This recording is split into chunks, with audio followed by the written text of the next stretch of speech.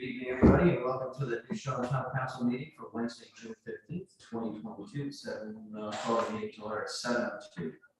Anyone wishing to speak from the audience will be asked to rise and use the microphone to ensure audio for those watching from home. Item number 1 on the agenda is public comment. Does anybody have any public comment for the room this evening? Or is there something that's not on the agenda? Can we have it? Very intimidating. I just want to say that as someone who uses Andy's Way a lot, I really appreciate it a lot. It's made a big difference getting down there. I think it's better for the old path. It's not eroding away. It's safer. I don't think, a lot of people are using Andy's Way a lot more, and I'm sure it's in danger of being overused, but it's not because of boardwalks there. So I just want to thank you for that. Following on that, I think it will need attention fairly soon at the end when the boardwalk meets the beach, because high tide's been high lately and they're already cut it back to where people step on it and it collapses under their feet. So anyway, that's a minor, now we've learned something, but thank you very much. It's great and I really appreciate it. Thank you. If I could just add on to that, Bain transfer with the contract, just did an amazing job. Those who haven't been, even the decking, the way it's turned, is just beautiful. So I agree with you. Thank you, Sam. Anybody else public comment? Hearing none. Item number 2 is set the public hearing for proposed amendment to the New Charlotte zoning ordinance. I just want to let you know, joining us this evening is our new solicitor, James Callahan. He couldn't be here in person, however, he's on Zoom with us this evening. Is there anybody else? No. Thank you. Thank you. Welcome, Councilor Callahan. Thank you. Sorry I couldn't make it in person today, but I'll be there in the very near future, and I hope you're all doing well. Yes. Item number 2, set the public hearing and propose amendments to the New Charlotte zoning ordinance, adding a new section under Article 5 performance standards section. 519 or 159. Is it 159? Okay. It's 519. The applicant has withdrawn that for the time being, to work on that a little further, so we won't be discussing that. So we'll move on to item number 3, act on a proposed amendment to the New Charlotte General Ordinances, Chapter 19, Article 7, Water Conservation. We discussed this, I believe, at our last meeting, but we didn't have any mechanism to act on it. We had a public hearing, we closed the public hearing, so this is before us this evening for a vote. So, we got the mark.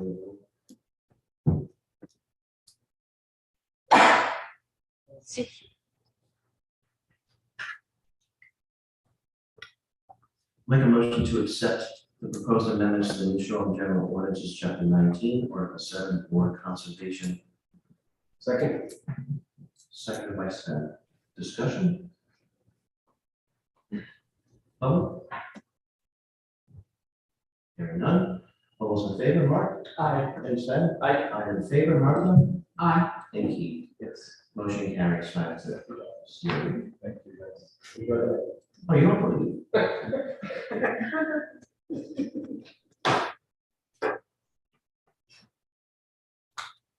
Item number 4 is a non-public request for Class F alcohol beverage license for the Run Around the Block Burgers, the President's in Town Beach, Plat 5, Lot 1.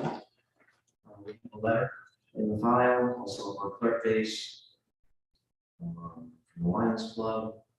Is there any comments from the council? So Gail, you hear representative of the Lions Club? Thank you. Well, Do we have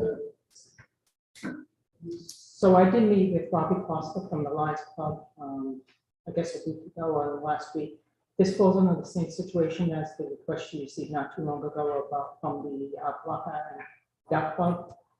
In that we do have a policy that doesn't allow, which is, beach also falls under this municipal public use, where alcohol is not allowed to be served at that beach. I explained that to Robert Foster. I suggested they could use the beach, have the road race end there, and possibly maybe look to the Sullivan House to go there for drinks, beer, if they want to like that, do something like that. But unfortunately, like with the Polo Farm property, I would recommend that the council not approve this. So I was gonna ask if you had done this before, because I don't remember, I don't have done this before. But thank you, Marion, for elaborating. Council, do you have any? Yeah, I think until we change the policy, we're gonna have to be the Grinches again. And I just am here on behalf of the Lions, and we certainly respect and understand. We just thought if you were to try, I wasn't aware that Robbie already talked to you, so once I looked at that, I emailed our committee, and we're just happy to have you to end there. So we appreciate that in itself. So whatever you have to decide, we certainly understand. We just thought we'd give it a try. Any additional funds that we raise are always come in handy, as you know. As you know, that we had many years ago, we had a discussion about maybe making the pavilion a wedding venue, and all those ideas stopped with that liquor license, and not being able to serve there, plus you know, without a liquor license, it's not really a wedding venue. So we could That just makes me some next year. Well, like I said, we understand. I appreciate your time for being on the agenda. Just to make sure you're gonna continue the event, I mean, this is not a deal breaker by any means, right? No. Because I think the event's such a good event and it's fun and it's family based, especially that location has a lot of families there, even at that time. Exactly. Okay. If anything, we're having another meeting this week. Maybe we have sodas and a mocktail or something to help people gather with entertainment. I don't know if that would be something that we can submit. I think you're getting a reaction more about alcohol beverages than any other word. Okay. Great. Thank you. Thanks for coming, guys, I appreciate that. Councilmember? Oh, you can see it. All right, that's it, we roll. You speak, you said. Do we need to vote on this? I vote to deny. Yes, please. Make a motion to deny the request for a Class F alcohol beverage license for the run around the block road race at Benson Town Beach by 5 lot 1. Second. Second by Stein, all those in favor, Martha? Aye. Keith? Stein in favor, Mark? Aye. Sven? Aye. Thank you very much. Can we do something so it's clear to people, so we don't have people going through all the effort to come to us if it's against the town policy? So I'm not sure everybody's aware of that. I did explain that to the applicant. They did insist that maybe the policy had some wiggle room, or that you would consider having some wiggle room for the service at the beach. And so they asked to have it brought forward, and I did not want to deny that. When we got the deed to the beach house, Ed Brew said, if you don't want liquor, you should put it in the deed, because this has got to come back. But even both times we've heard this request, they've been in child areas, high family contact. The pavilion involved Brian, the beach, and the others. So yeah, so I think maybe we should review it. We need to involve something. Yeah. Item number 5, receive an act on finance director recommendations regarding A, act on recommendation to award the bid for professional audit and agreed upon procedure services. B, authorization of over expenditures of certain appropriations not exceeding the adopted fiscal year 2022 budget. C, assignment of 2022 capital and operating funds for use in 2023. Renewal of prior year's unexpended assignments and release of expired assignments. D, authorized transfer of lending fees to the general fund. E, act on closing bank accounts for the Gold Harbor Task Force. F, act on opening bank accounts for the broadband fund. G, receive an act on a recommendation regarding uncollectible taxes.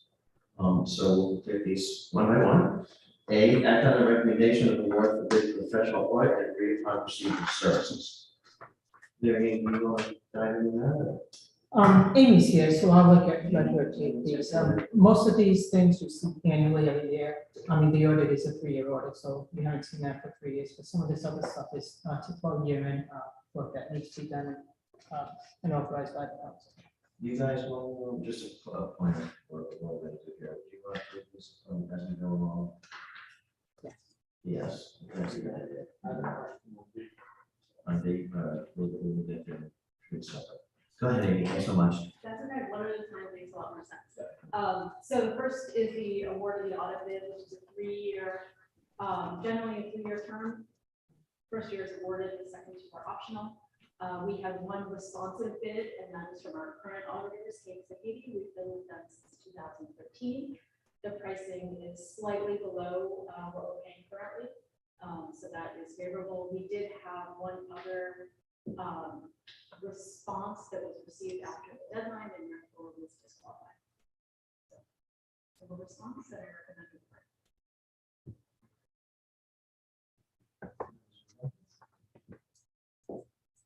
I've been very impressed every year with the presentation to us.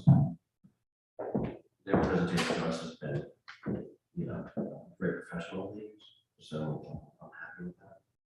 It's good to have them back. I'll make a motion, we approve, we award bid for professional audit and agree with some procedure services regarding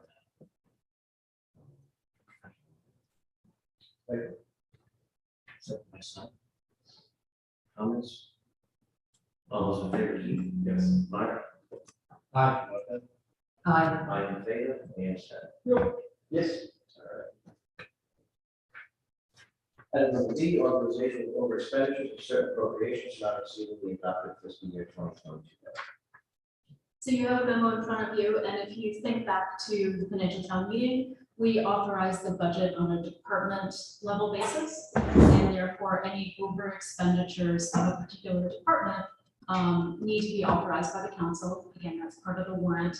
And then we need to identify where those offsetting funds are coming from.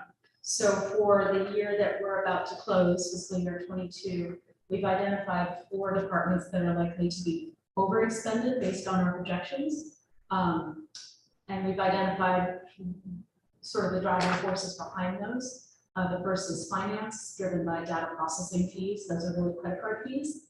The good news is the more revenue we've been collecting. The bad news is the more fees we have to pay. In order to mitigate that in finance in particular, this is related to Harbor's credit card charges. And they have started this season passing those credit card fees onto their consumers. That wasn't a mechanism we could take advantage of previously, but by switching vendors, we're able to do that now. So those Harbor's customers will be paying those fees directly. So that's something that'll come off our books going forward. So there's a choice going forward, you can either pay cash or by check or by credit card, or does that work? Those choices always existed. Right, but if you pay by credit card, you pay X%. Exactly. Thank you. The next one, highways and maintenance, we're projecting an over expenditure of about $115,000. That's driven by the wages for the director of public works, which was budgeted, but budgeted over in administration, so it's a departmental transfer. Maintenance town refuse, about $15,000 overage, driven by 2 things. The first is additional refuse in the town that we've been collecting, and the second is the investment in some of the solar trash cans, which will partially grant funded and partially town funded. And then the third is road materials, where we had 2 things happen. The first is a delayed billing in the fiscal year 21 deliveries. So we're paying those in fiscal year 22, and then some additional materials that we were able to secure during 22. So those costs are a little bit higher. Moving down to Harbor's, where we're really seeing a continuing increase in the restroom maintenance fees. And that's primarily driven by cleaning costs, but also restroom supplies. I think that's going to continue. We've had trouble catching up with higher and higher budgeting the last 3 years, and it just keeps escalating.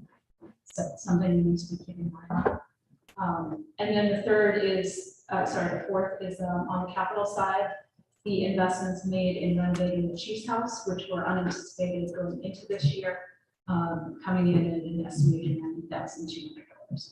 And then on the back of that page, we've identified departments where there are under expenditures that are sufficient to cover the over expenditures that identified.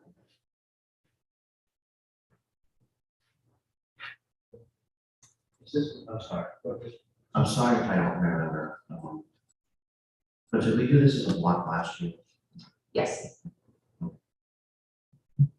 And I don't have the condition in my head going on, but we have the projected over expenditures and then areas down below. Is there a balance on that? so the total of the over expenditures is about 245, and we've identified about 262 in under expenditures. So We're on the right side of it. these are estimates, right? These are estimates, and they're always going to be over estimates on the over expenditures and under estimates on the under expenditures.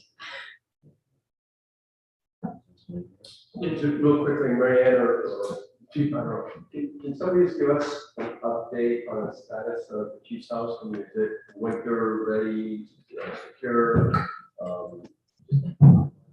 Yeah, one of the major expenses that is included in this 95,000 is a new heating air conditioning system. So to answer your question, yes. So as far as the new chief coming in, they've got an incredible house, an incredible view, that's gonna be warm in the winter. It's going to be warm in the winter. There's still more work to do in the house, but this year we got a bulk. And is that included in this number, or is that a 2023 number? It will be in the 2023 maintenance work that we intend to do there. Plus, we have some money in the capital budget too. We get 95,000? No, No, but I don't remember. I don't remember the exact number. There's money in the capital. There's money in the capital. Yes. I just have a procedural question actually about Sen's race to the Chief's House. It felt like we all knew that the work was going on there and it needed to be done. I'm not, this is not a whether to spend, but I frankly always had in the back of my mind that the work was going on, but that I didn't know where the money was coming from to do it all. And I'm just curious about how that works. I don't know if we're gonna give the same answer, but I'll go first. Which is, you know, in an example like that, or a hurricane, or the things that you know need to be done and can't be ignored. It's a little bit of, yes, we identify potential areas at the moment that it happens, and then that might shift as the year goes on. So this is work that started last summer, and basically about 9 to 12 months of knowing those costs were accumulating and constantly evaluating whether we have the capacity to absorb them. And hopefully we could do that without having to cut other services. So when you look at the under expenditure areas, one of the goals is always to be able to accommodate those things naturally. The fact that the wages for the director of public works were significantly under expended because we staffed that in a different way than we had budgeted. We knew we had some capacity there. That's probably the major source that we identified from the beginning. We also had some capacity throughout at least the first half of the year in building maintenance and facility stabilization. As we moved through the year, we saw that we could use those things, those dollars for the buildings and facilities that we had hoped to, and continue to absorb those additional costs for the Chief's House in some of the other areas. So I don't want to say that we can always fix a mark on day one. Sometimes that does shift and evaluate through the year. So again, I'm asking this question as someone who would have been a guest vote. And I think the work is valuable and that it will pay dividends over time. But I do feel like spending $90,000 to renovate into a Chief's House is a policy conversation that we should have had. That's my own opinion.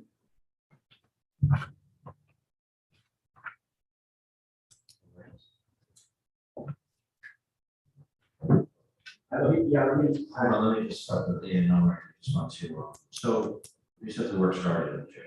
So the chief moved in March, and April.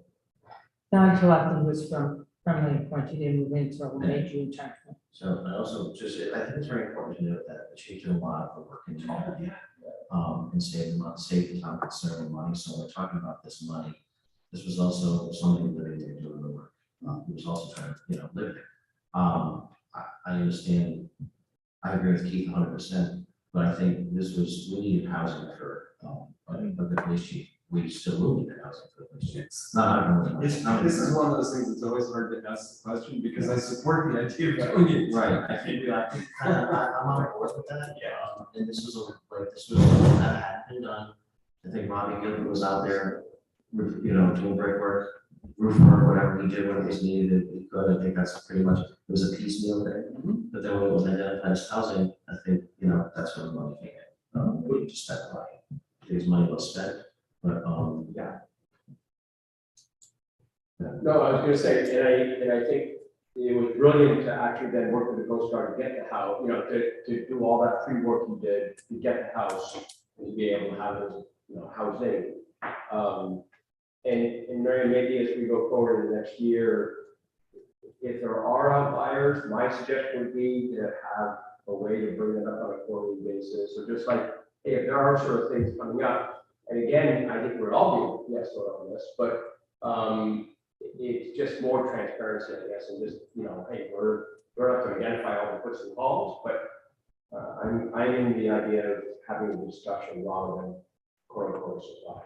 Not as bad because we were able to cover it, but if the year had gone differently or the tourism had gone differently, et cetera, it could have been a not as pleasant.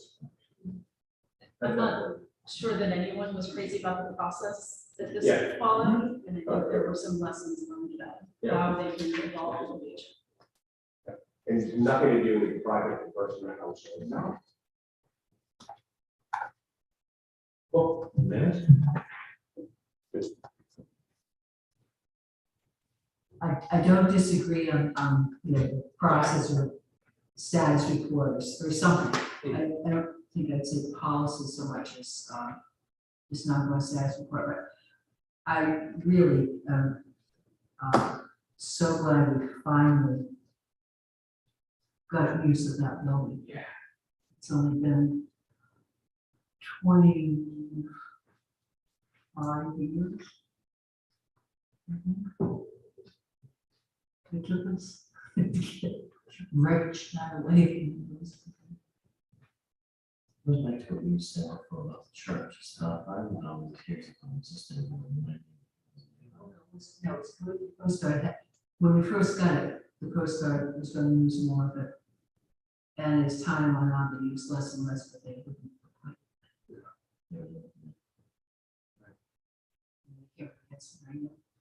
Go ahead.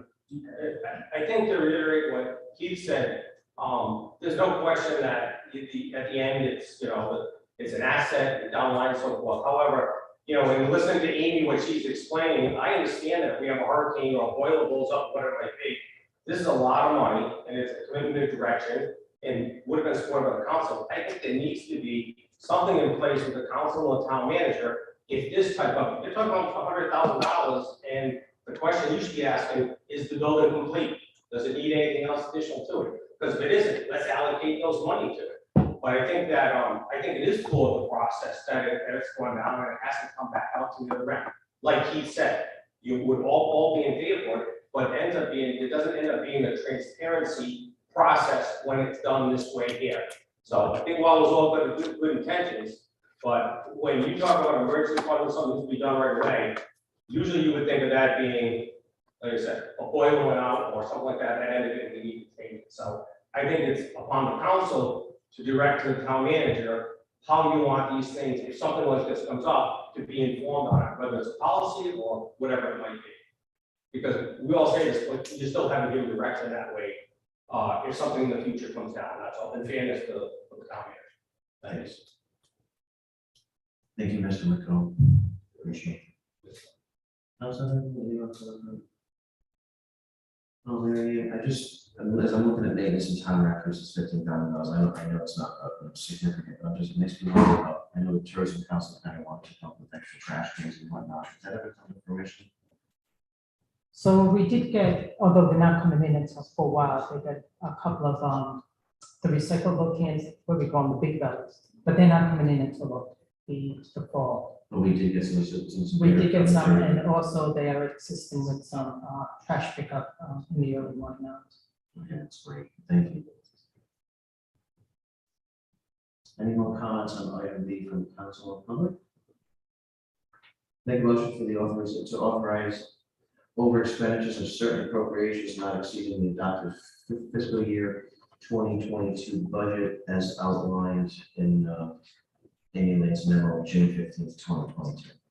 Second. Second by Sven. No discussion. Keith? Yes. Michael? Aye. I'm in favor, Sven? Aye. And Mark? Aye.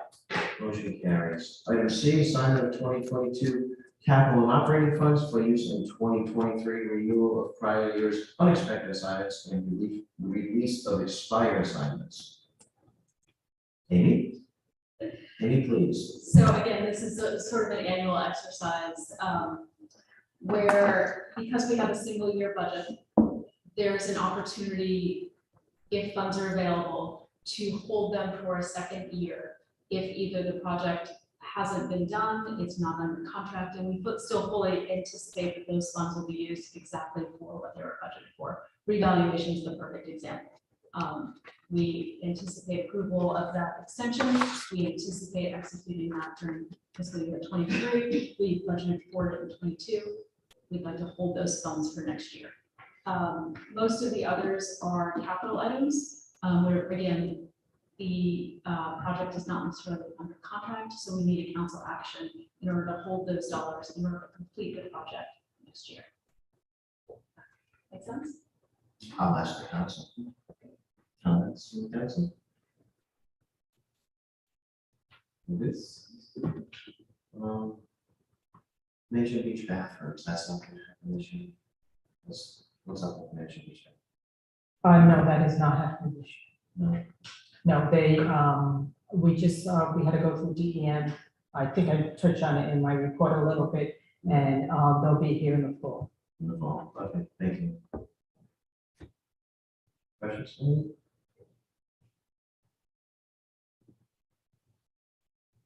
Next, I'll make a motion to assign the 2022 capital and operating funds for use in 2023. Renewal of prior year's unexpected assignments and release of expired assignments as noted in the memo from Finance Director Amy Lane, June 15th, 2022. Second. Second by Sven. All those in favor, Keith? Yes. Martha? Aye. I'm in favor, Sven? And Mark? Aye. Motion carries. Item D, authorized transfer of landing fees to general fund. So the landing fees that are collected through private arrangement, such as through interstate, are collected into a dedicated landing fee fund in order to support the expenses in the general fund of the town. For example, seasonal police officers, dispatch personnel, refuse maintenance, support of health services and fire and rescue, and other line items that are allowed under the landing fee legislation. We need to make a transfer from that special fund into the general fund in order to offset those expenses. So the recommendation here is to authorize a transfer of $132,875 from the landing fee account to the general fund. This represents the landing fees that were collected during calendar year 2020. There's a delay because of the timing of collections and the time that they get remitted to us. So that represents calendar 2020. 132 is significantly lower than prior years. So that's just something to be aware of. We're generally up in that $170,000 to $180,000 range. So obviously that reflects the start of COVID. We expect that next year, calendar 21 revenue will also be lower. Thank you, Amy.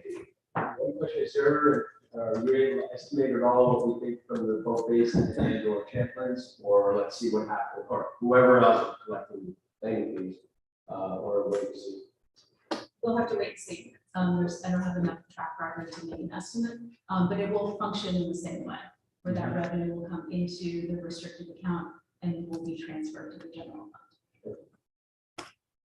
Amy, what's the debt service on Weldon's Way at the end of that negative expenditure? You mean, what does it represent? Yes. So, 2014, 15 or so, when Weldon's Way was repaved, that was done through a borrowing with the infrastructure bank, and we pay debt service on those expenditures.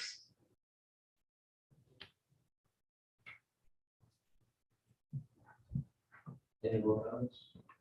Any more comments? Good. I will motion to authorize a transfer of $132,875.05, representing the calendar year 2020 from the levy free account to the general fund to support fiscal year 2022 expenditures made in accordance with Rhode Island General Law 25-2-35. Second. Second by Sven. All those in favor, Keith? Yes. And Martha? Aye. I'm in favor. Sven? Aye. And Mark? Aye. Motion will carry.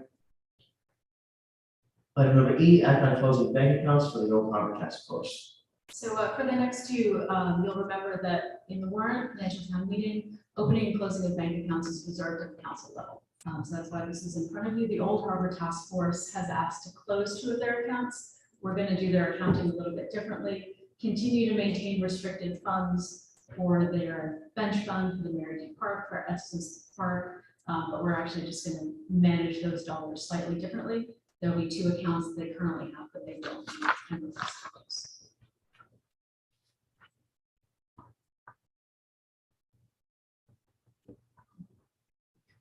Is the broadband one just about expenses? Wait, we're not here yet. Oh, sorry. Wait, that's not good for it. I will make the motion to close the Old Harbor Task Force money market accounts, the Washington Trust Company, and Bench Fund, and the Estes Park Fund. Good. Second by Stan. All those in favor, Mark? Aye. Stan? Martha? Aye. Keith? Yes, I'm also in favor. Motion will carry. Okay, I don't know that. Well, act on opening a bank account for broadband. No, go ahead first. So this is really moving from construction to operations. Construction fund we treat as pooled cash.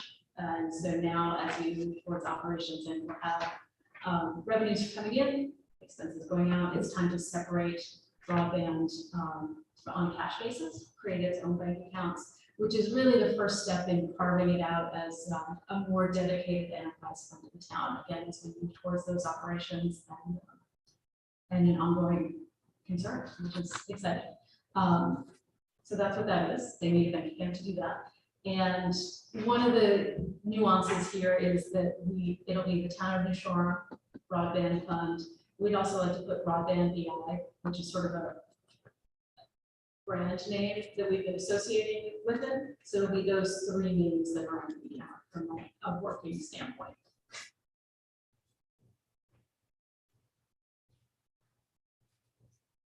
I have a few, not related to this, but since we have a broadband update, I have some governance questions that I want to ask, so we'll wait.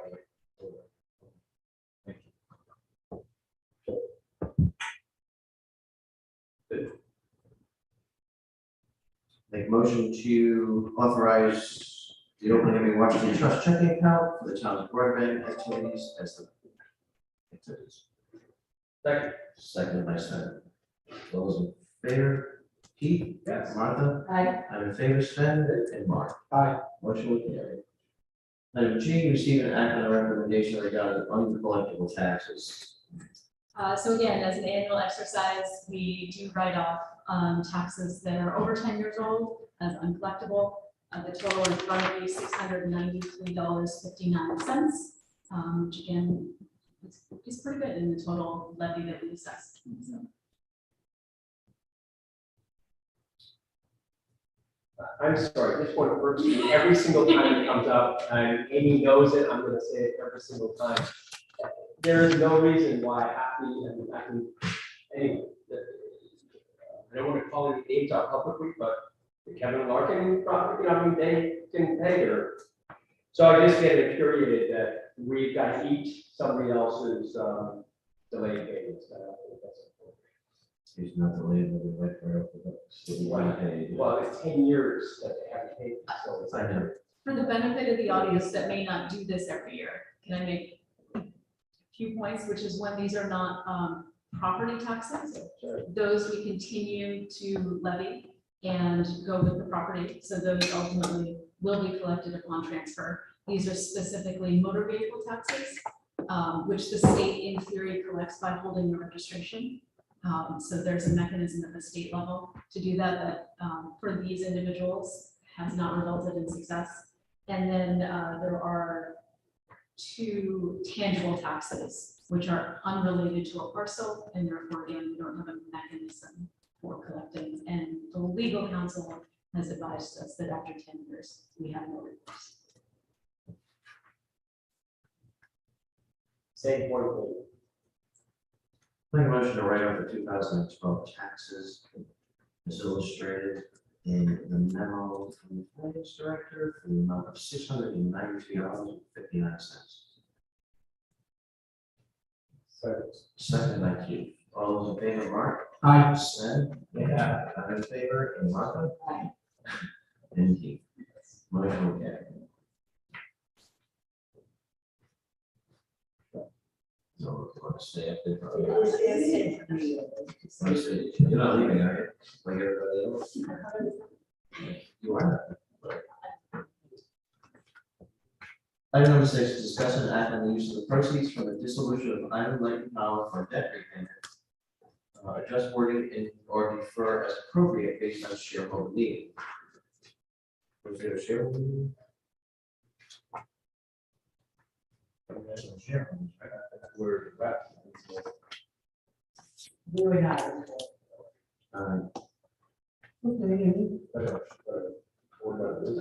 So leaving the notes aside, there is a memo in front of you.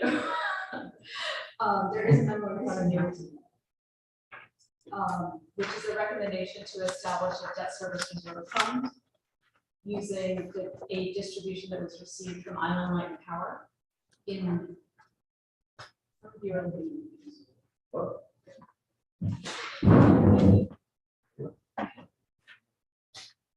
Yeah, yeah. I'm hoping right now, I'm sorry. So in December of 2021, the town received $540,000 in a distribution from Island Light and Power. At this point, we are the sole shareholder.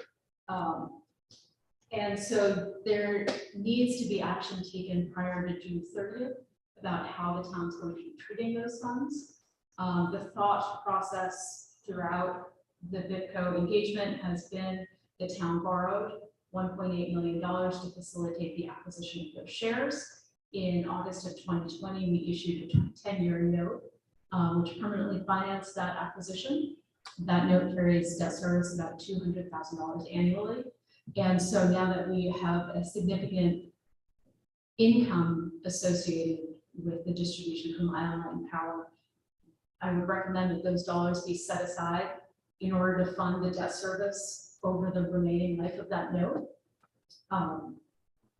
So again, so far this year, it's been $540,000. We do anticipate that over the coming months, there will be an additional distribution from Island Light and Power as that company wants to ramp its operations. Well, I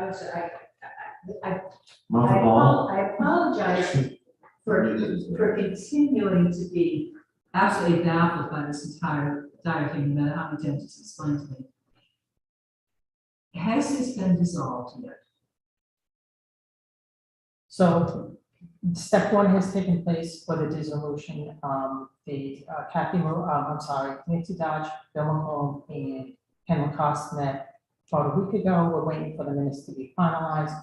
Once that happens, then we'll invite Sven and Molly in your capacity. And once that happens, then we'll go through the formal dissolution of the like, it will be finalized.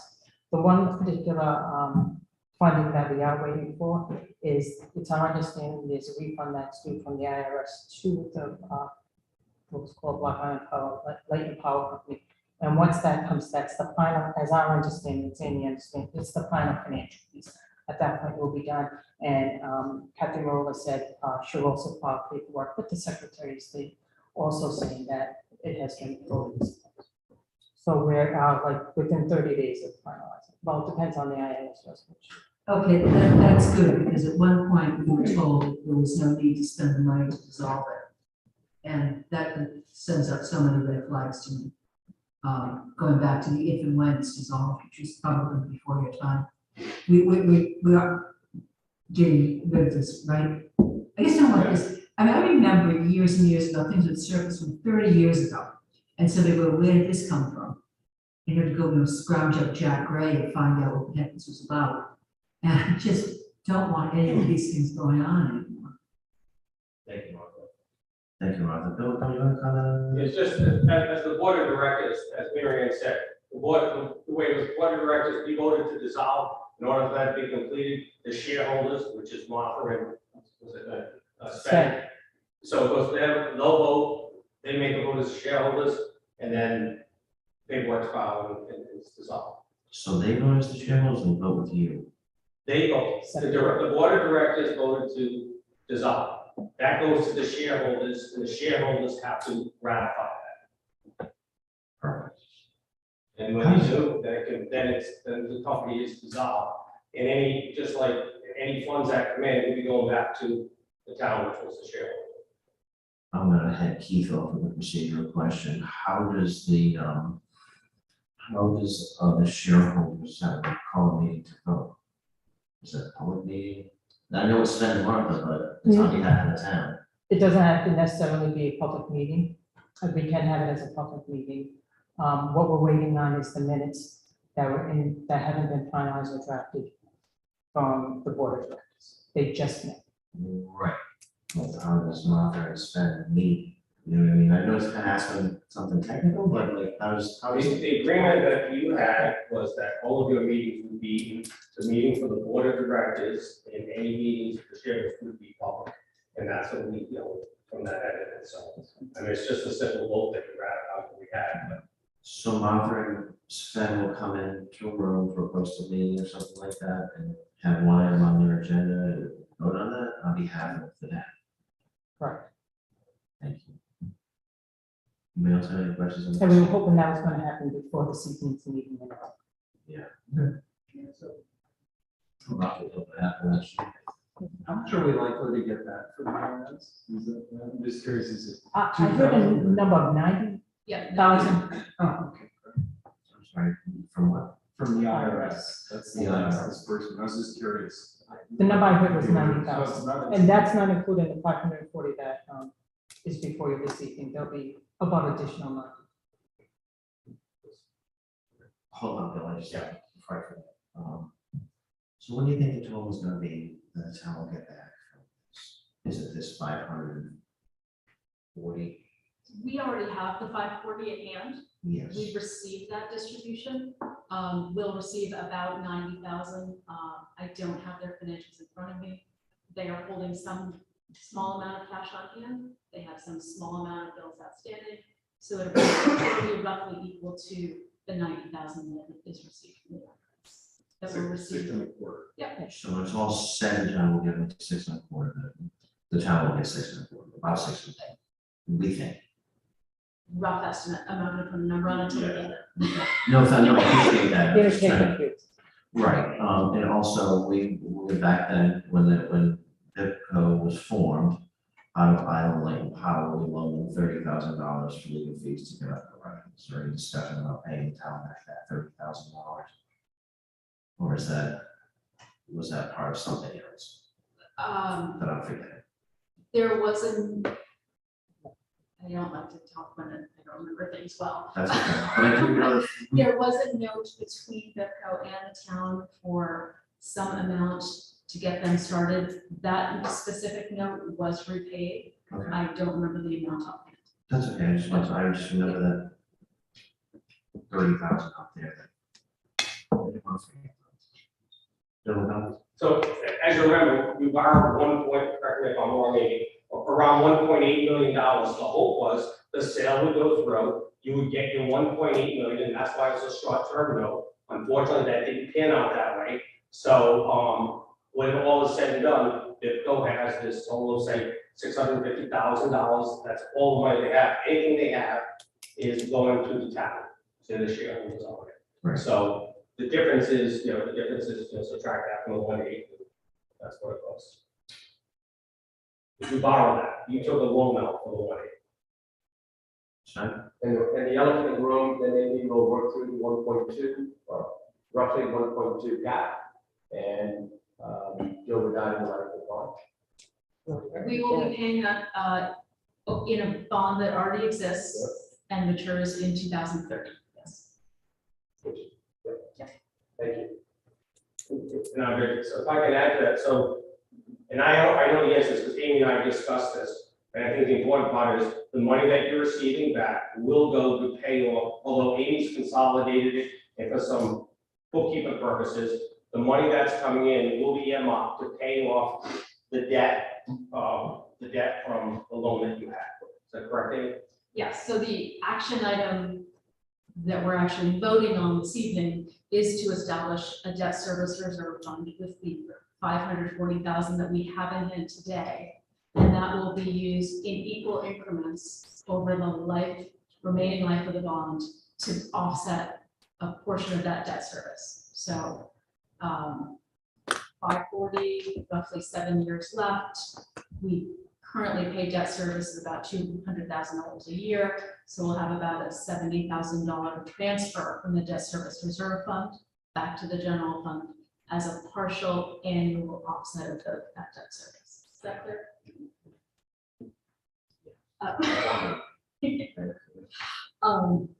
In a really minor technicality, like way down here, but I have to say it out loud.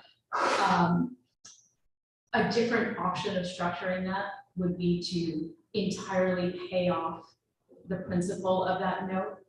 But we would have to take out the entire note and then reissue for the 1.2 balance. We can't just, like a mortgage, write a check for an extra $540,000. The mechanics don't work that way. And so the cost benefit of retiring the existing note and reissuing for a smaller amount of principal, the cost benefit is not there. It's something we've looked at. It's something we'll continue to look at over the remaining life, but that's not a viable option for us today. Better to annually offset our debt service costs. Thank you, Amy.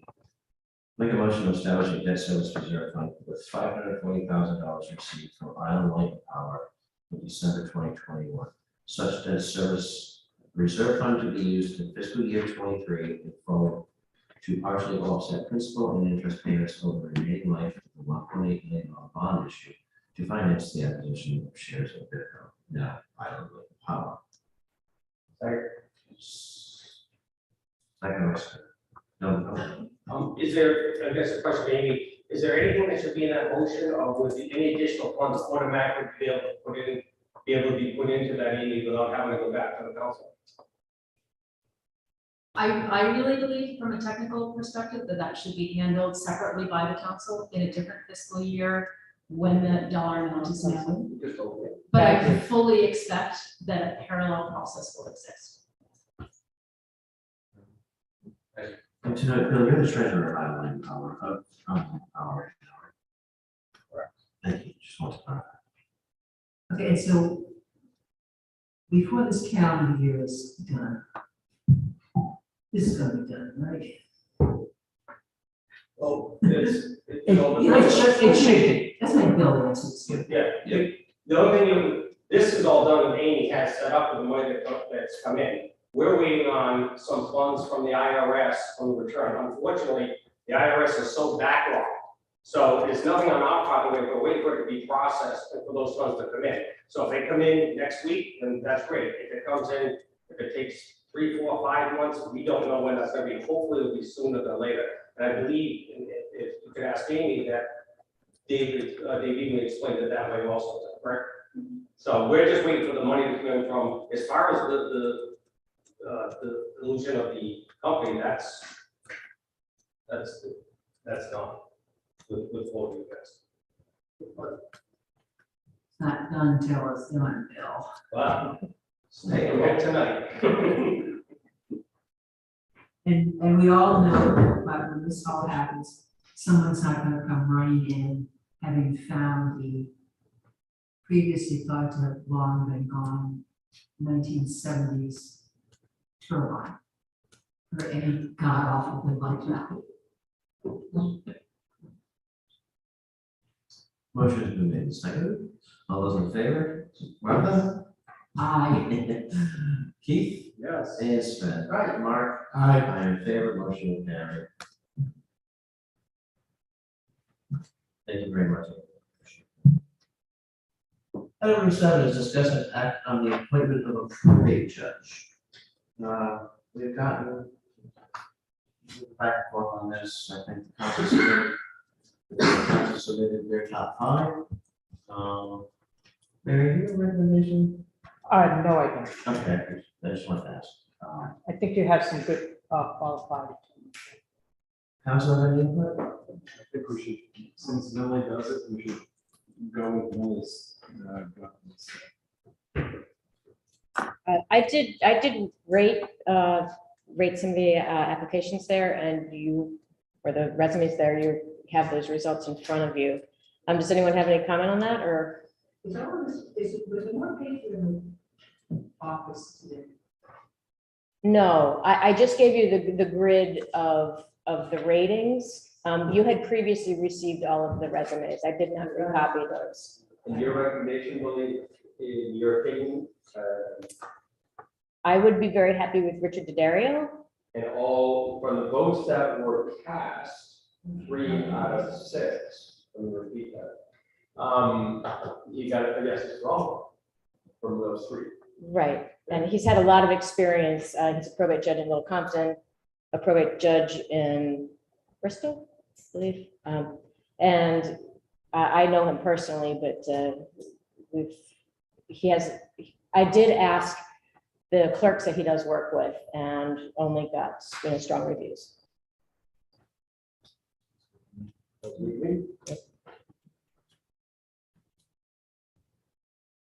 I want to thank you, Millie, I want to thank you for going through that, because obviously, Yeah, my pleasure. sifting through resumes for a probate judge is not my forte. But I do also know that this person works with you. Right. It took me one. I'll make a motion to appoint Richard P. Daddario as the probate judge effective. Millie, help me out with that. July 1st. July 1st, 2022. Second. Second, by Sven. Comments? All those in favor, Mark? Aye. Sven? Aye. And Martha?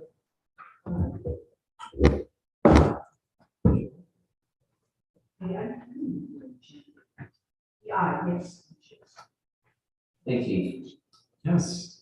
Motion will carry. Item number 8 is to receive and act on a report of the town manager, public works, finance, school, library, recreation, administration, parks, broadband, police, roads, and cable. So, I'll be brief this evening. You have my report in front of you.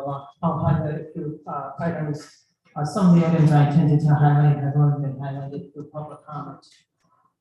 So we're in full gear for the summer for all our staff, whether it's the library or recreation.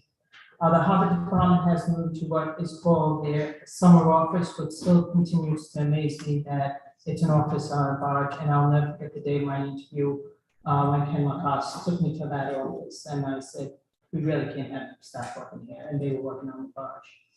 Under facilities, like was stated earlier this evening, Andy's Way is completed. And if you had the opportunity to go down there, I strongly invite you to go for a ride.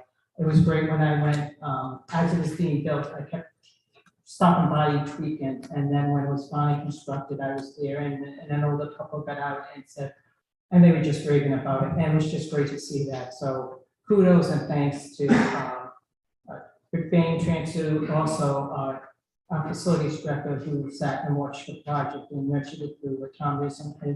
And as a reminder, we did receive a Rhode Island DEM grant and matching funds from the Great Salt Pond. So that was great. Connecticut Valley's Homes, they were here yesterday, and walked the property, the Thomas property that, the facilities director, he will have drawings for us that he can present to the planning board, in their, I think it'll be their July meeting, we'll have it for the deadline, that is, June 25th. Our new town solicitor, James Callahan, was out on the island on Friday. We did have a short staff meeting, and introduced him to all department heads that he'll be working with. After the meeting, we did sit down and meet and discuss them in particular, a few items relating to two departments. One relates to the Harbor Commission. I'm sure, I think all of you have heard from some Harbor Commission members that our harbor management plan was not approved. After the Harbor Commission was led to believe it would be approved in March when they met with CRMC. They requested a few edits, needless to say, Kate submitted those edits and then received an email from Kevin Shute, which I provided for the council here. I did forward the email to our solicitor, and he is taking the project and will be just talking with both Dan Prentice and CRMC in that regard. The second item that we spoke with James relates to electric bikes. There are currently no state statute or town ordinance relating specifically to electric bikes. We have seen a significant increase in the numbers. According to Matt, some of them can go as high as 35 miles an hour. There is an ordinance on the books that says no, like skateboards and things of that nature in town. It doesn't specify electric bikes, so that's what we're looking at. With James, if there's somehow we can make an ordinance amendment to address that. These bicycles or electric bikes that go 35 are not even regulated by state statute, so there has been some concerns about that. Finally, as you are well aware, Matt's last day is a week from Friday on June 24th. As I've said before, I can't thank him enough for all his dedication and guidance, and guidance to enhance the public safety on the island in the last year. I'm sure you all join me in wishing him well in South Kingston. I just hope he realized that South Kingston Police Station is only 5 minutes from the ferry, so he may have some visitors knocking on the door. I did attach the broadband project timeline. Also, John Doherty is here for this evening. Also, I attached information regarding the affordable attainable housing, the top 5 properties that both Jen and Allison worked on. Also, I provided the council with a memo for myself regarding the Cannabis Act, which has been signed by the governor. As you see by my memo, I did offer a few things for you. I think the one thing that the council needs to decide in the coming weeks to months at the most is if you would like to present to the voters of New Shore that we would consider opting out. There's some ramifications with opting out. There's some tax benefit if we do have a dispensary here on Block Island. Also, the zones that we're in is there. The reason why we need to make that decision, because if we want to put on the ballot, we have to have it, that ballot language up to the Secretary of State with all other questions and the slate by the first week of August. So I just remind you of that. If we would like to discuss this more at a meeting, by all means, we can. I've been in conversation with our new solicitor about this. He has provided a memo also for some of the neighboring communities. So I just want to make you aware of that. And finally, since this is Matt's last council meeting with us, I thought if you want to add any words as to how we move forward, at this point, I'm sure I'll be happy to do that. Thank you, Mary Ann. Councilman questions? Comments? Neighbors? One quick one on town. So it was slightly unclear to me at our last meeting whether we were taking down the whole building and then using the foundation or having modular built around part of it, you know, and you don't have to spend any time on it, but just know that was somewhat unclear. It's a little clearer now that we've had Connecticut Okay. Valley here. And it looks like he said the foundation is good. Okay. So it looks like we'll be taking down the house and putting the new property on that foundation. And he also, the discussion that they're having, I think we'll finalize, but we need to get the planning to generate it before we finalize this. Connecticut Valley also suggested keeping the garage and putting the third building, if you want to say the fourth building, if you include the town manager's property, behind the garage, bordering the Stevens property there. So that's what we're exploring too. We're exploring where the current home is a two-bedroom, and the other home would be 1 2-bedroom and one bedroom. So 4 apartments, 3 2-bedrooms and 1 1-bedroom. I just have one question about the bedrooms, excuse me, just to finish. It doesn't matter to me whether there, how many bedrooms there, but I just hope that if, for example, we were to determine that maybe what we really need is a bunch of 1-bedrooms, that we could sort of, we might be able to reconfigure and squeeze an extra unit. Now, I don't know how those, I have no idea how those get used, but it's just one of those things where, because they exist as 2 bedrooms, as long as we're starting with a relative clean slate, you know, if we're polling members of the police department or town employees, I just want to make sure we're getting our best bang there in terms of the number of units. That's all.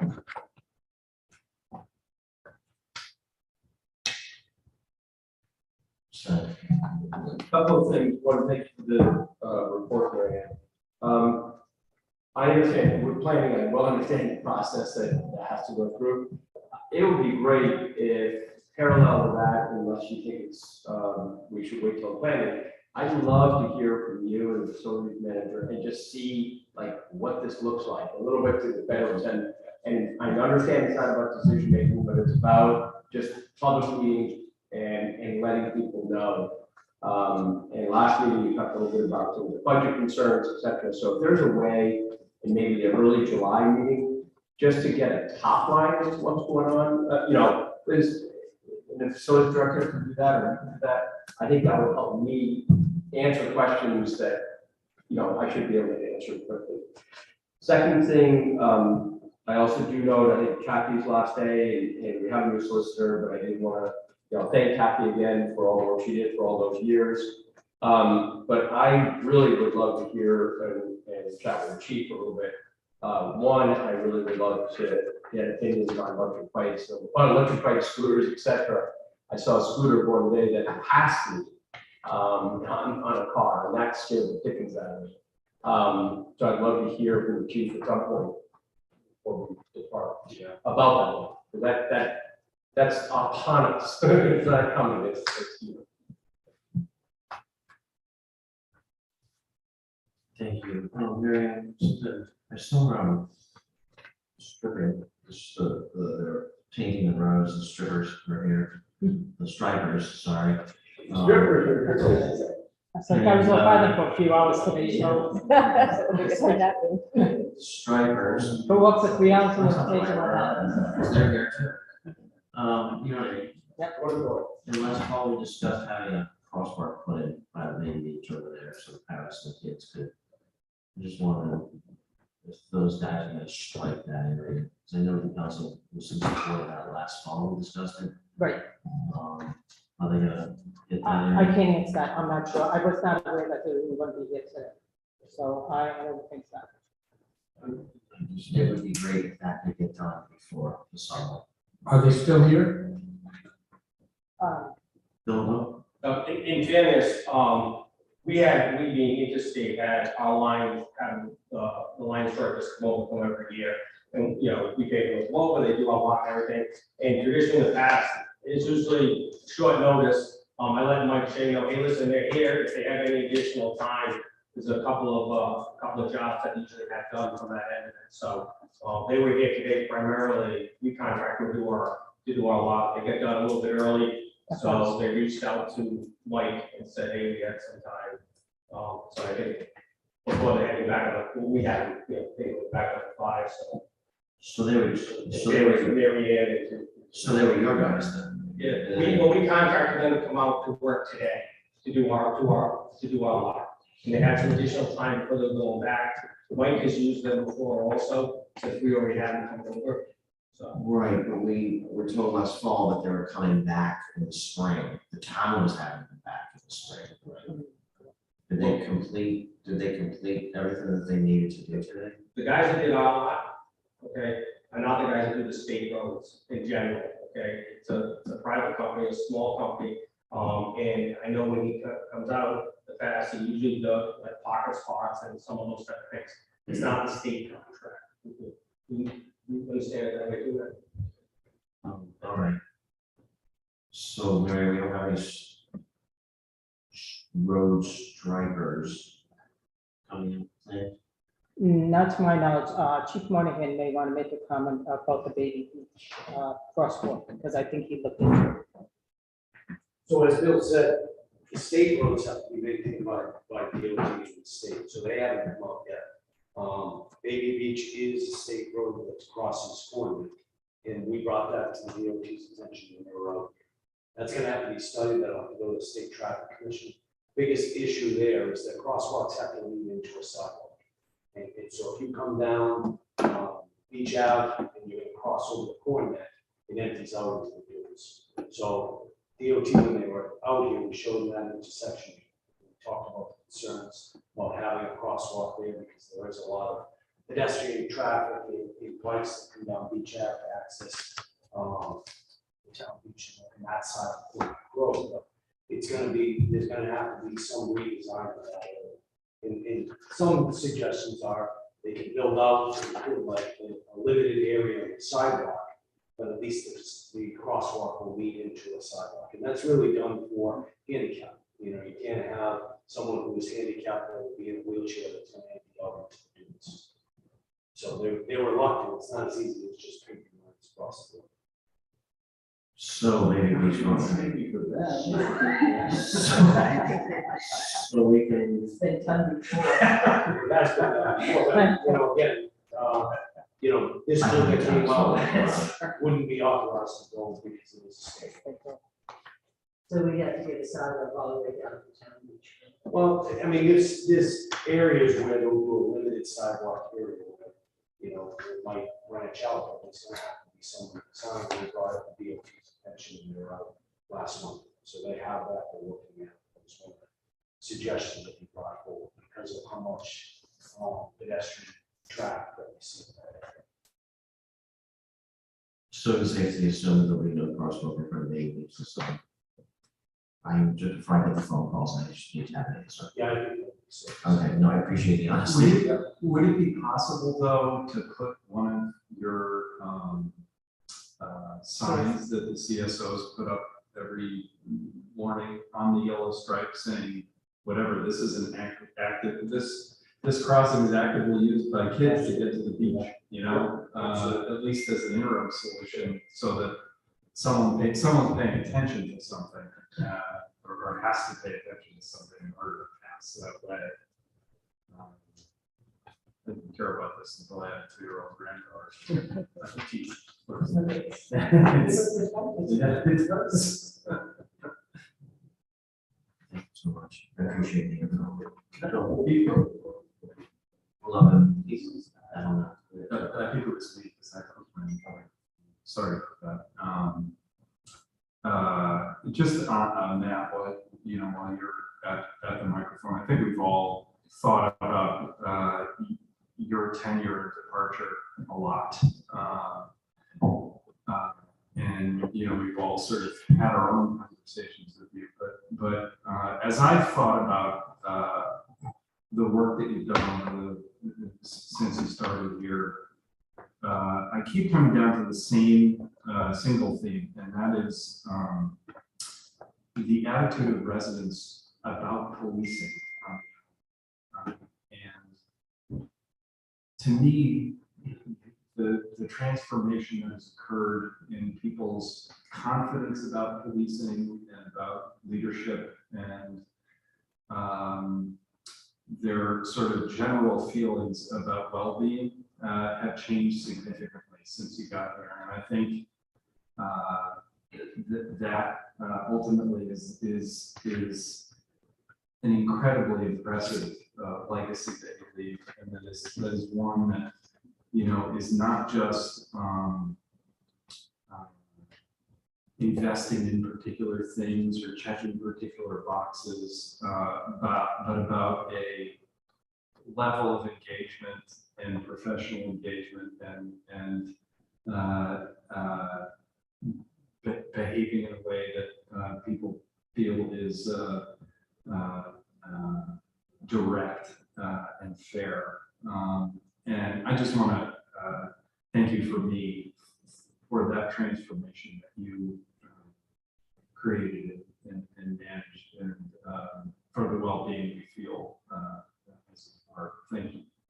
And just to add on to that, I think communication, and I think you all have a piece of this team, right? And so it goes right from the manager right down to this council. You've been supportive of our efforts, and so when I came here, there was 3 police officers.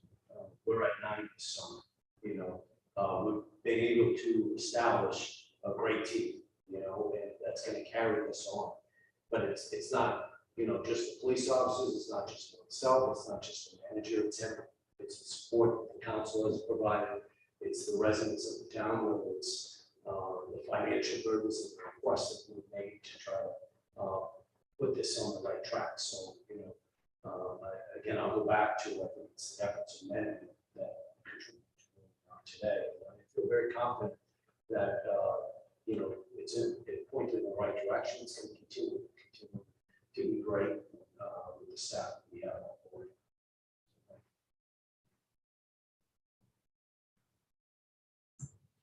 Personally, thank you for signing, keeping all that traffic at the lighthouse, man. It was one of those things that I, you know, obviously I've been on that property for events, many events. And I walked out of the house to attend that event. I didn't see, all I saw was order, like I didn't see anything. Like you just made that happen, like, you know what I mean? Usually that's a huge production. You know, the on-site managers kind of running around crazy like this, that, and the other thing, but when I walked out to go to that event, everything was orderly, like it was like you weren't even there. But everything was, I think, pulled off fantastically, and there were a lot of traffic and cars and whatnot on that property. So I appreciate that being, you know, obviously there. And that's just my input. So thank you for that. I chance to call you this week. So much appreciated. You still here for 2 weeks. So Friday. 10 days. 10 days. 10 days. So, You count? You just call and say you're still here. I don't know if now's the time. I'd love, as Marion, the town director suggested, I'd love to hear your thoughts on any big topics. When I talk about you that are sort of outside of the daily, the daily activity of the manager, and electric bikes especially, because and different vehicles or different methods of transportation. Because I think to build on Keith's point, the momentum is unbelievable. And how do we continue that momentum is going to be critical. And I know the interim, and I'm sure the chief, whoever that is, will continue that. But the electric bikes is one of those stories. It's sort of here overtaking us. And I'd love your thoughts on that, if you don't mind. So as the manager stated, we met with the solicitor, we talked about this. This isn't just going to be a new showroom problem, it's a statewide problem. It's going to be a new job. I had a couple that came up to me as we were down at the ferry, and they had an electric bike, and the bike goes 35 miles an hour. You know, as an electric bike, you look at it, it looks like a bicycle. Their question was, well, they can go 35, but the speed limit is 25. We can't regulate, there's no license, there's no registration, but they're exceeding the speed limit by 10 miles an hour. Secondly, with it looks like a bicycle, so, and they're going 25 miles an hour. They're gonna go the speed limit, and they're staying right in the middle of the road. And it frustrates other motorists to think that there's a person who's pedaling in my lane of travel, and they try to overtake them, but as they're overtaking them, now they're going 40. So there's a lot of challenges there. I think You know, as Mary Ann stated, looking at it, whether you're banning them, I know we already have it, but we can't rent them.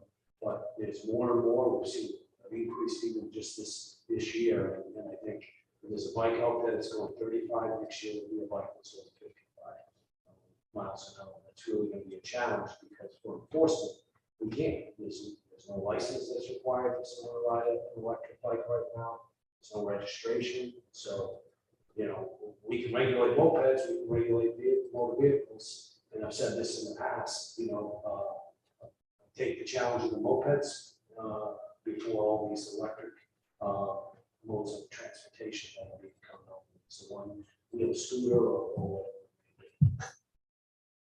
And there's no helmet mandate. exactly. There's nothing. I really appreciate that, because I feel as though, I appreciate it coming from a credible source. As I feel as though so many people have looked at electric bikes as the silver bullet over the past years, and it just seemed to never going to happen. I mean, they're dangerous to quiet, and so they're going 35 or 25 miles an hour. At least with the moped, as much as it may be aggravating for all of us to hear it, you know, at least you can hear it's coming. And some of them are throttle control. You know, they're not even really bicycles. They just happen to have pedals. Any additional thoughts on the scooter? I saw a scooter today, and I said, it passed me, you know, just shocking. But he was moving.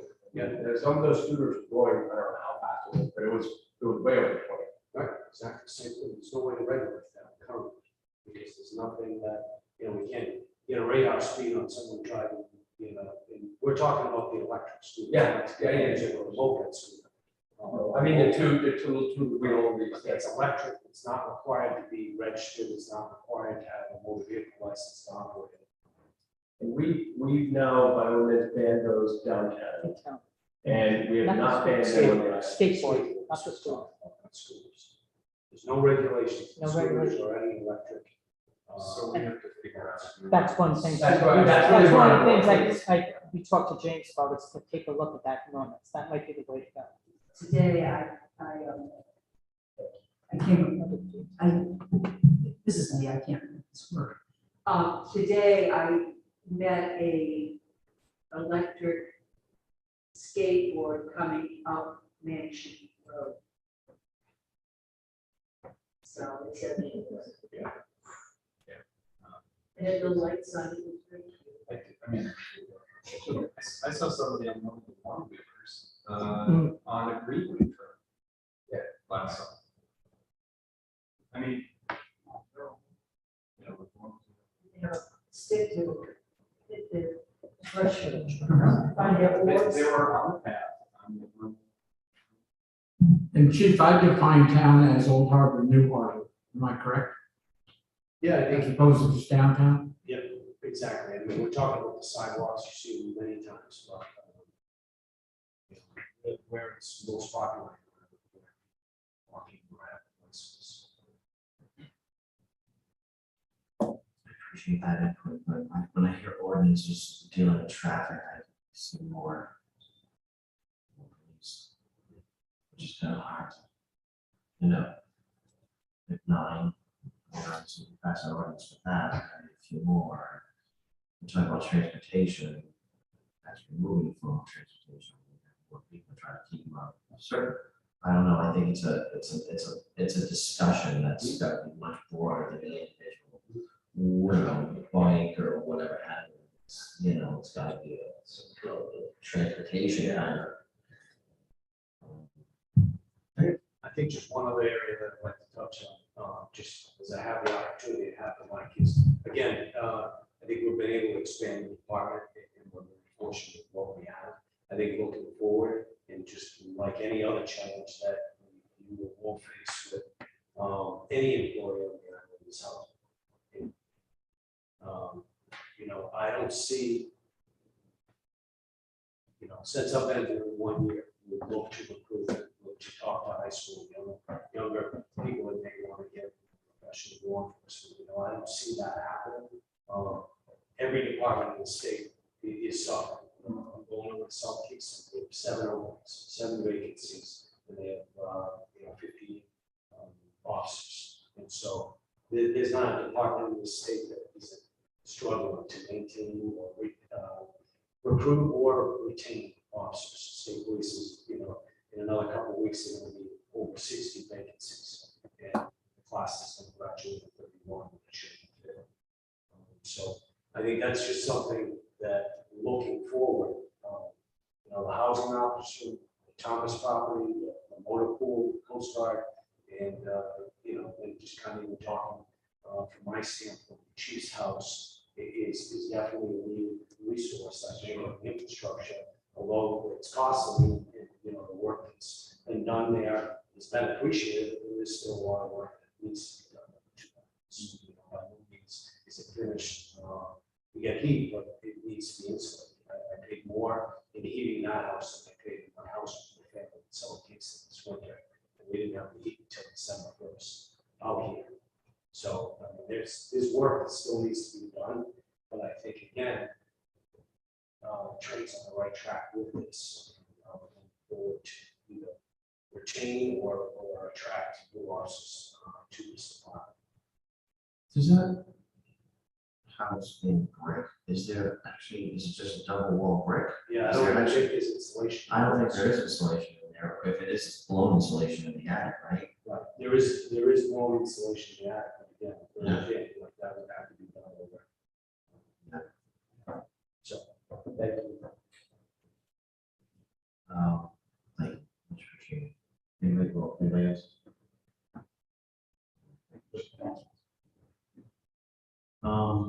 So I just wanted to go back on the campus act. Is it our intention to put an opt-out on the ballot, or is our intention to have the voters decide if we want to opt out? That's Same thing. It's the We same, put on the. it's the same, that's the same thing. And you don't need to make a decision tonight. No, I know, but we need to put this on the ballot. If you choose to, you don't have to. Right. Can we? Either way, sorry, hold on. Either way, we make that decision or have voters do it. I think you want to ask if we can make a decision. No, I You make was this just gonna ask if we should get input in something like the medical section. If we want to say no, we have to put that before the voters. If we don't, if we want to say yes, You don't do it. that's the default. We don't have to do that. Okay. But this should be then, I guess what I'm hearing is this should be on the July 5th agenda. Okay. So we're gonna, right now, it's in the report. we can't- This is just to begin the discussion.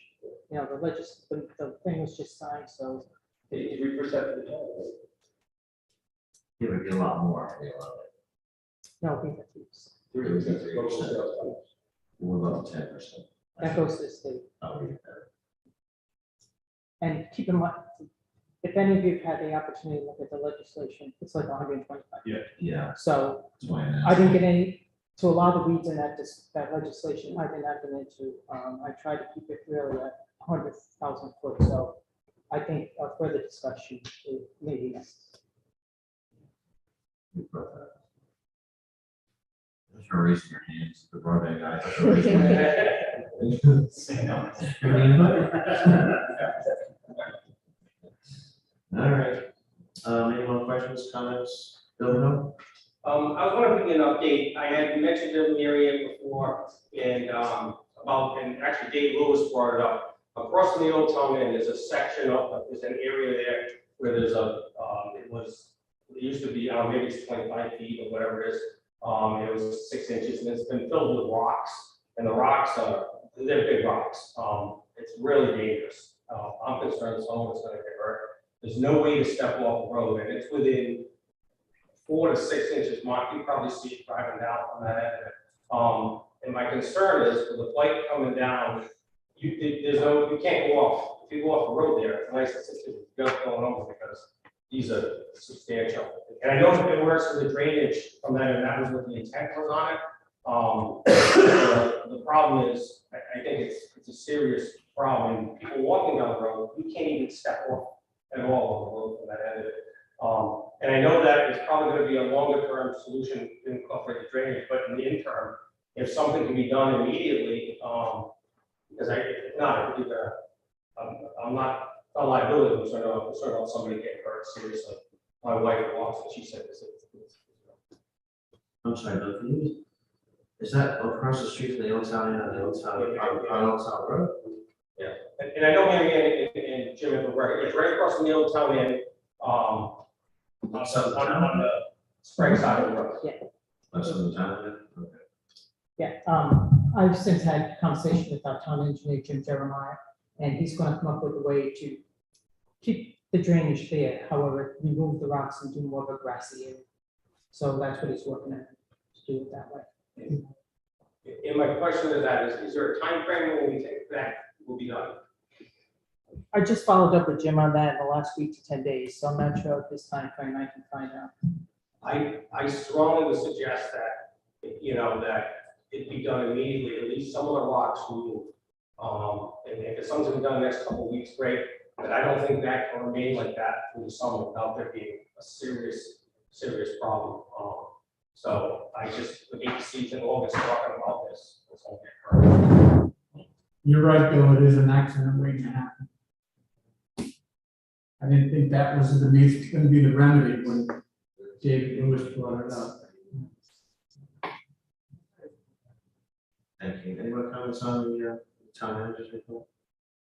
Next on the agenda is receive update on the broadband project. Who wants to take the lead on the? Let's see. John Dougherty's here from Mission Broadband. Yeah, it's a pretty good assumption. I think you all remember It's a John. cannabis discussion. Good evening, councilors. Good evening. Thank you for coming. It's Good to nice be to see back. you. Thank you for the weather. It's very nice. of you. Oh, that's mine. Okay. Where's your graduation? Oh, My intent tonight is to go over the timeline, the package you guys have dutifully looked at, I'm sure at this point. Don't So, laugh, but I did. so I will dive deeper into the actual timeline, but first I just want to go over kind of the support packages and that pages, I should say, the mapping. Look at that. Layout that Surtex did, as far as service areas, we use those specifically, to the project, just to give you an idea of what they look like, and to give you an idea of how construction, this is basically based on construction dates. at this point in time.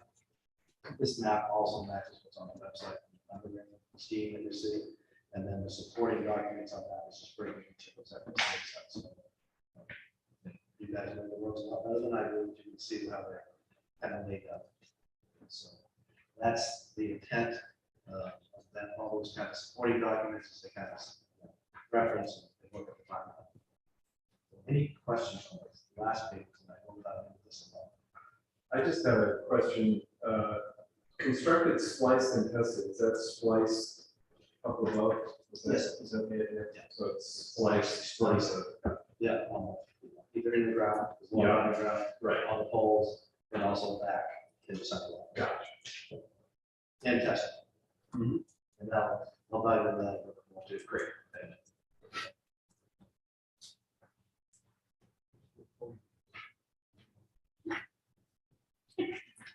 We used to have one where people could bend their fists on it, so we took it away. Understand. So the first milestone is construction, and I want to just define that a little bit more as it relates to the timeline itself. So when we're talking about network construction, that's what we call the main line backbone. So that's the fiber that's you see on the poles, that's the fiber that's being buried in the ground, and that's not necessarily the backbone construction that's going from pole to the house. Right? So it's all the backbone that really comes all the way back to the sidewalks. That's what we're talking about backbone construction. That's what we're defining.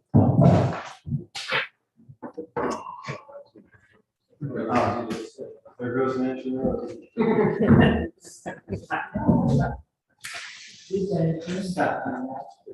So John, that's what's on the side of our house now, all the way back. No, so the props The drops are what's on the side of your house, where the orange gate was going in, so that first milestone, talking about backbone construction as well as drops. I just want to, construction, the FSA maps, that's backbone construction. And the reason that's important is I'll get to that a little bit later. Excuse me, could you talk more directly to the mic, right up, please? Here, You go any louder? is this on? Yeah, just tilt it up towards your Tip it up. face. There you go. This way? That's Yeah, better. yeah. There you go. Or raise. And so the question is what's on the side of your house? So it's actually on the poles, from the pole in the streets, that's the backbone of the mainline construction. And what's going from the pole to your house is drop construction. Okay, so when I look at the kind of the FSA, once construction complete, that's what I'm talking about, backbone and mainline. Okay, does that make sense now? Okay, good. In the time frame, you saw one pause for the next couple of months. And that is, I want to talk specifically, that's the backbone construction. So bigger trucks that are on the street and the stuff that's digging up the streets and those, pulling those off for 2 months because of safety. If you remember, I think it was last year when they put the cones up, that were being used by electric scooters. You know, just kind of dodging it more than anything. So for those 2 months, we're going to pull that up. But what you continue to see is all that drop. All right, so what's going on with the drops right now is you've got the conduit going through the pole of the house, and there's actually some fire that will be into those as well. So that will continue to the side. Okay.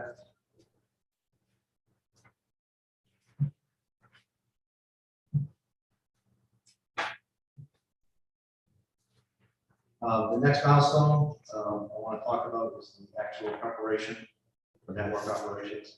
So what this one comes down to is all the contracts, all the agreements, all the documentation, supporting stuff that goes along with it. And I will say as project manager. This is the area that took a lot longer than I anticipated. And so that in reflection is the way the timeline for subscribers pushed out. That's on me. I will take that. Definitely there's a lot to it. And the reason there's a lot to it is we're talking about network operations and procedures. So it's in addition to the agreements that are being signed, contracts, it's all the supporting documentation. So if you think about, you guys are going to have from a quality subscriber, right, customer service, there's also for the town. So the town is going to have, you're going to have an internet service provider, Crawford. You're going to have an operator, Certex. You have an ocean agreement. We've got through the National Grid splicing. And there's actually another one out there that is a company called River Communications, which is a backup for your 911. And so from a town perspective, right, we need to make sure that all of these pieces are in place. And from a customer service perspective, we need to make sure that the customer experience is in place. And so these documents are not just a legal agreement necessarily, but we talk about service level agreements. What's going to happen when trouble comes in? What's going to happen when somebody takes down a private line? What are all the case points that we're trying to cover so that as your network evolves, and your next step as a town is you're owning and operating, if you will, a network, people will do it for each owner, is governance. And so these documents are the beginning of language work that you do when it comes to governance of this network. And so these are taking a little bit longer. It's well worth the time up front, to say the least. But that's why overall the time got pushed out. The documents are turned up now. That's what that is. Any questions on those?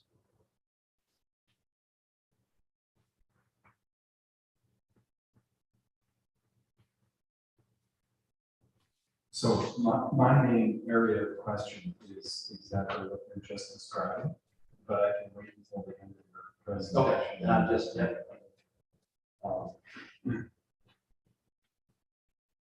one more, the next one is the core equipment, so that's the equipment that sits in the central office. So we talk about the splicing, we're talking about the office back. How do I deliver internet? How do I deliver voice? basically electronic signals that go on, that's the equipment that comes back at central office. The good news from a timeline perspective, the partners that you've chosen, Surtex and Parker, they stayed ahead of the game, and so all the delays you hear about in the supply chain, they have all the equipment that's needed for this network as well as, let's say, the fiber. So there's no delays in the timeline from the overall problem that's happening, because there's so much money being thrown about it right now. You guys are ahead of that curve. So timeline wise, we're good there.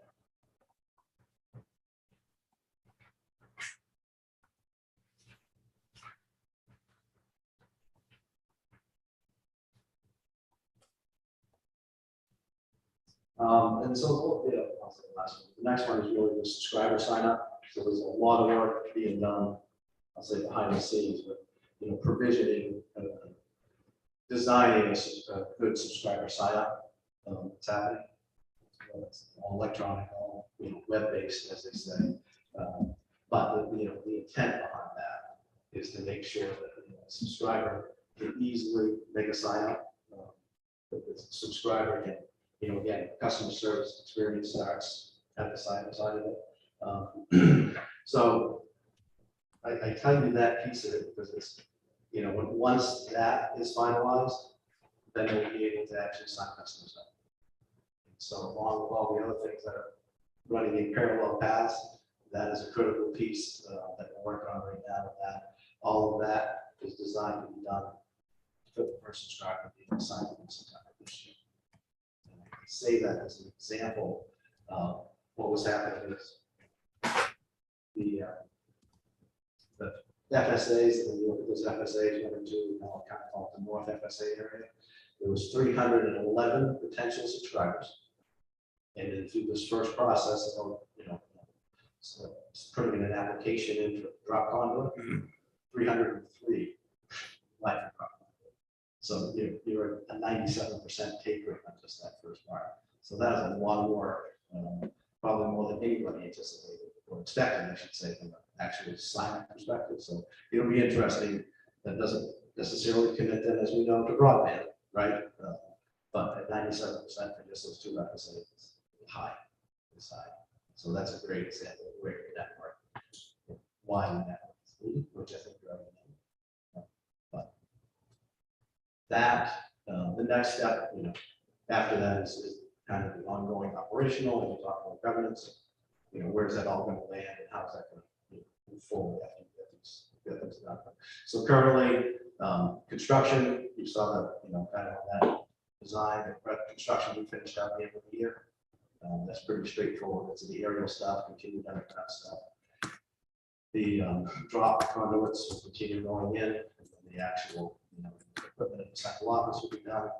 And then back, I'll say behind the scenes, provisioning that's happening from a software perspective, from a turnout perspective, and then the subscriber piece. All of that is being teed up to be done in time for subscriber turnout, starting in September.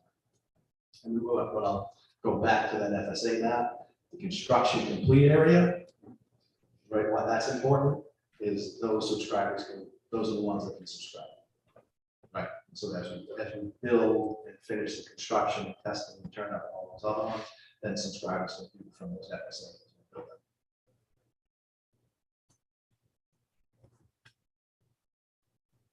Questions? Keith, you want to start? Sure. Thank you, first of all, for these questions. And the questions I have are, not a challenge, just as I think about this, we're going to own a gigantic asset here as a town. And we have appropriately been focusing how you build this darn thing. And I think on a parallel track, as you say, there are other conversations going on around how do you govern this, how do you regulate it, how do you charge people for it, do you regulate it? Do we have a separate committee who comes to a committee of the town to say, here's what we think the rates need to be? there are all sorts of day-to-day questions around this, not just related to the physical infrastructure, but to the you know, the way this operates. So I think really after I made this list of questions, I thought, you know, it seems to me that we should very soon have a conversation, maybe, you know, among us, Marion, you, Mission, the broadband committee, whatever, to really kind of just sort of brainstorm some of the, you know, like, for example, broadband to me has become akin to a public utility, right? I mean, I think you need broadband access in order to kind of get along in the world nowadays. I think the federal government has recognized that. I think everybody's recognized that. All right, so do you do a low-income subsidy? You know, okay. What does that look like, and how does that get paid for?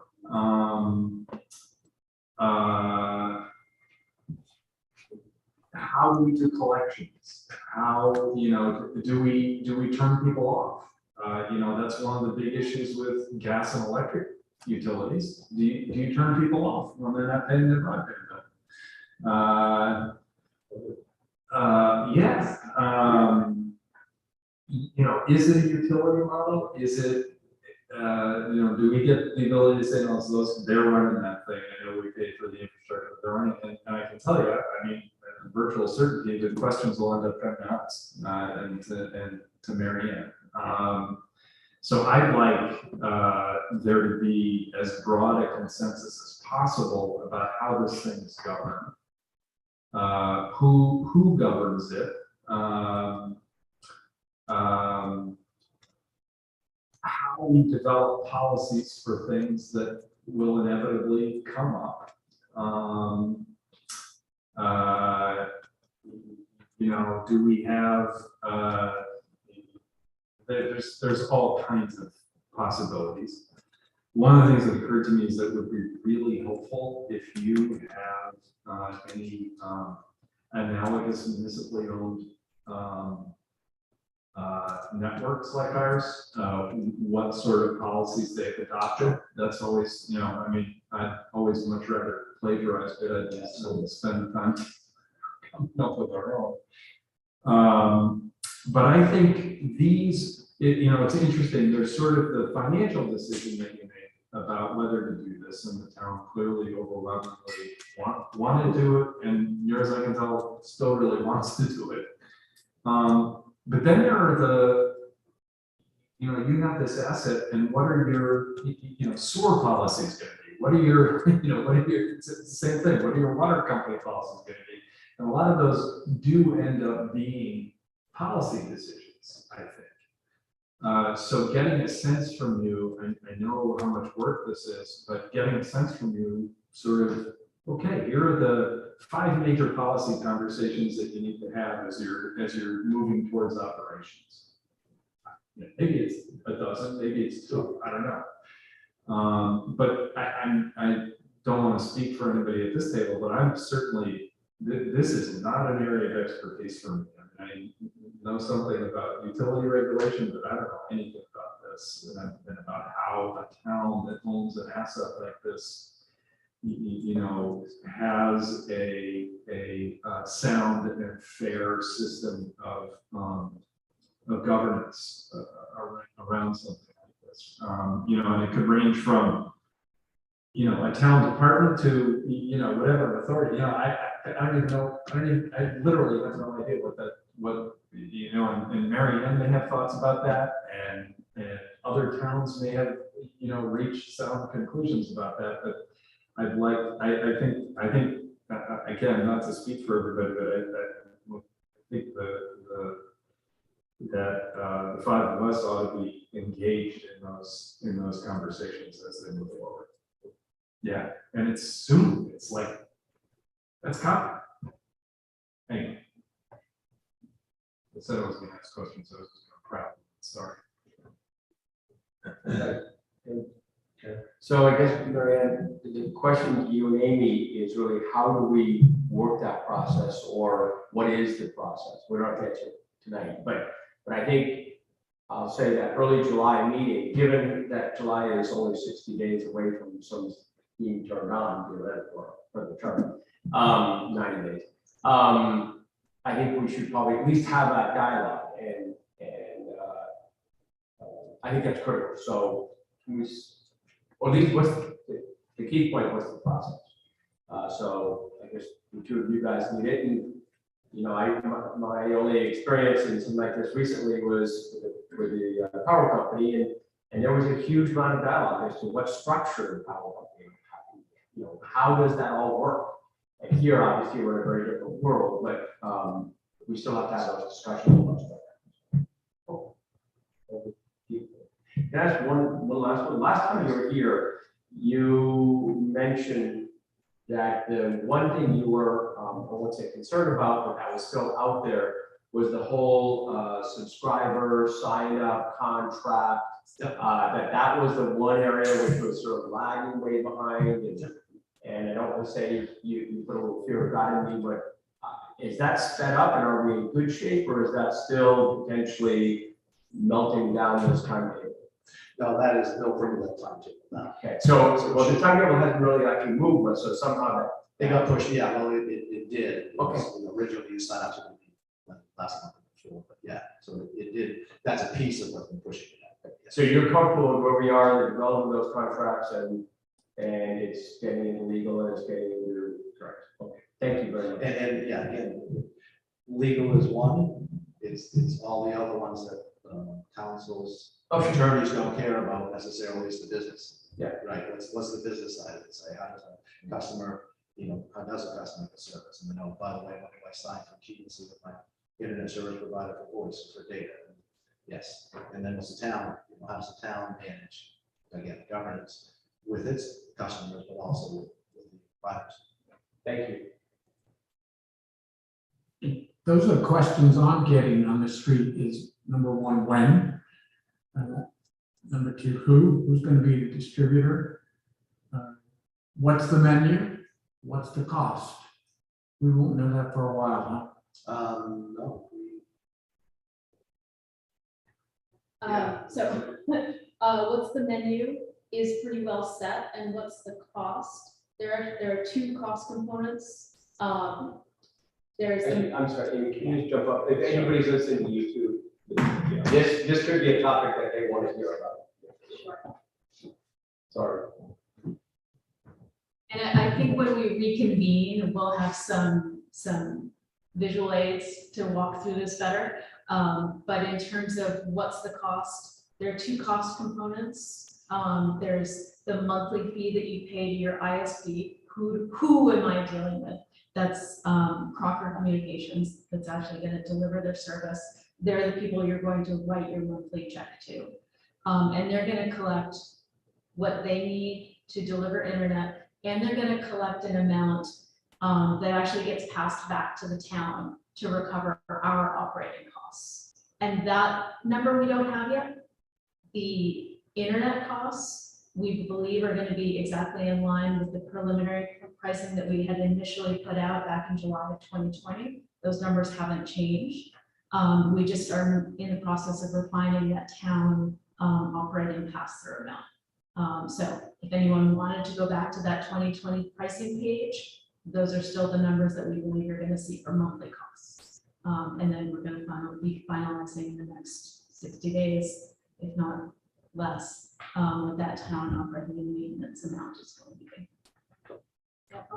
Is television on that? Because some people are wondering whether to re-up.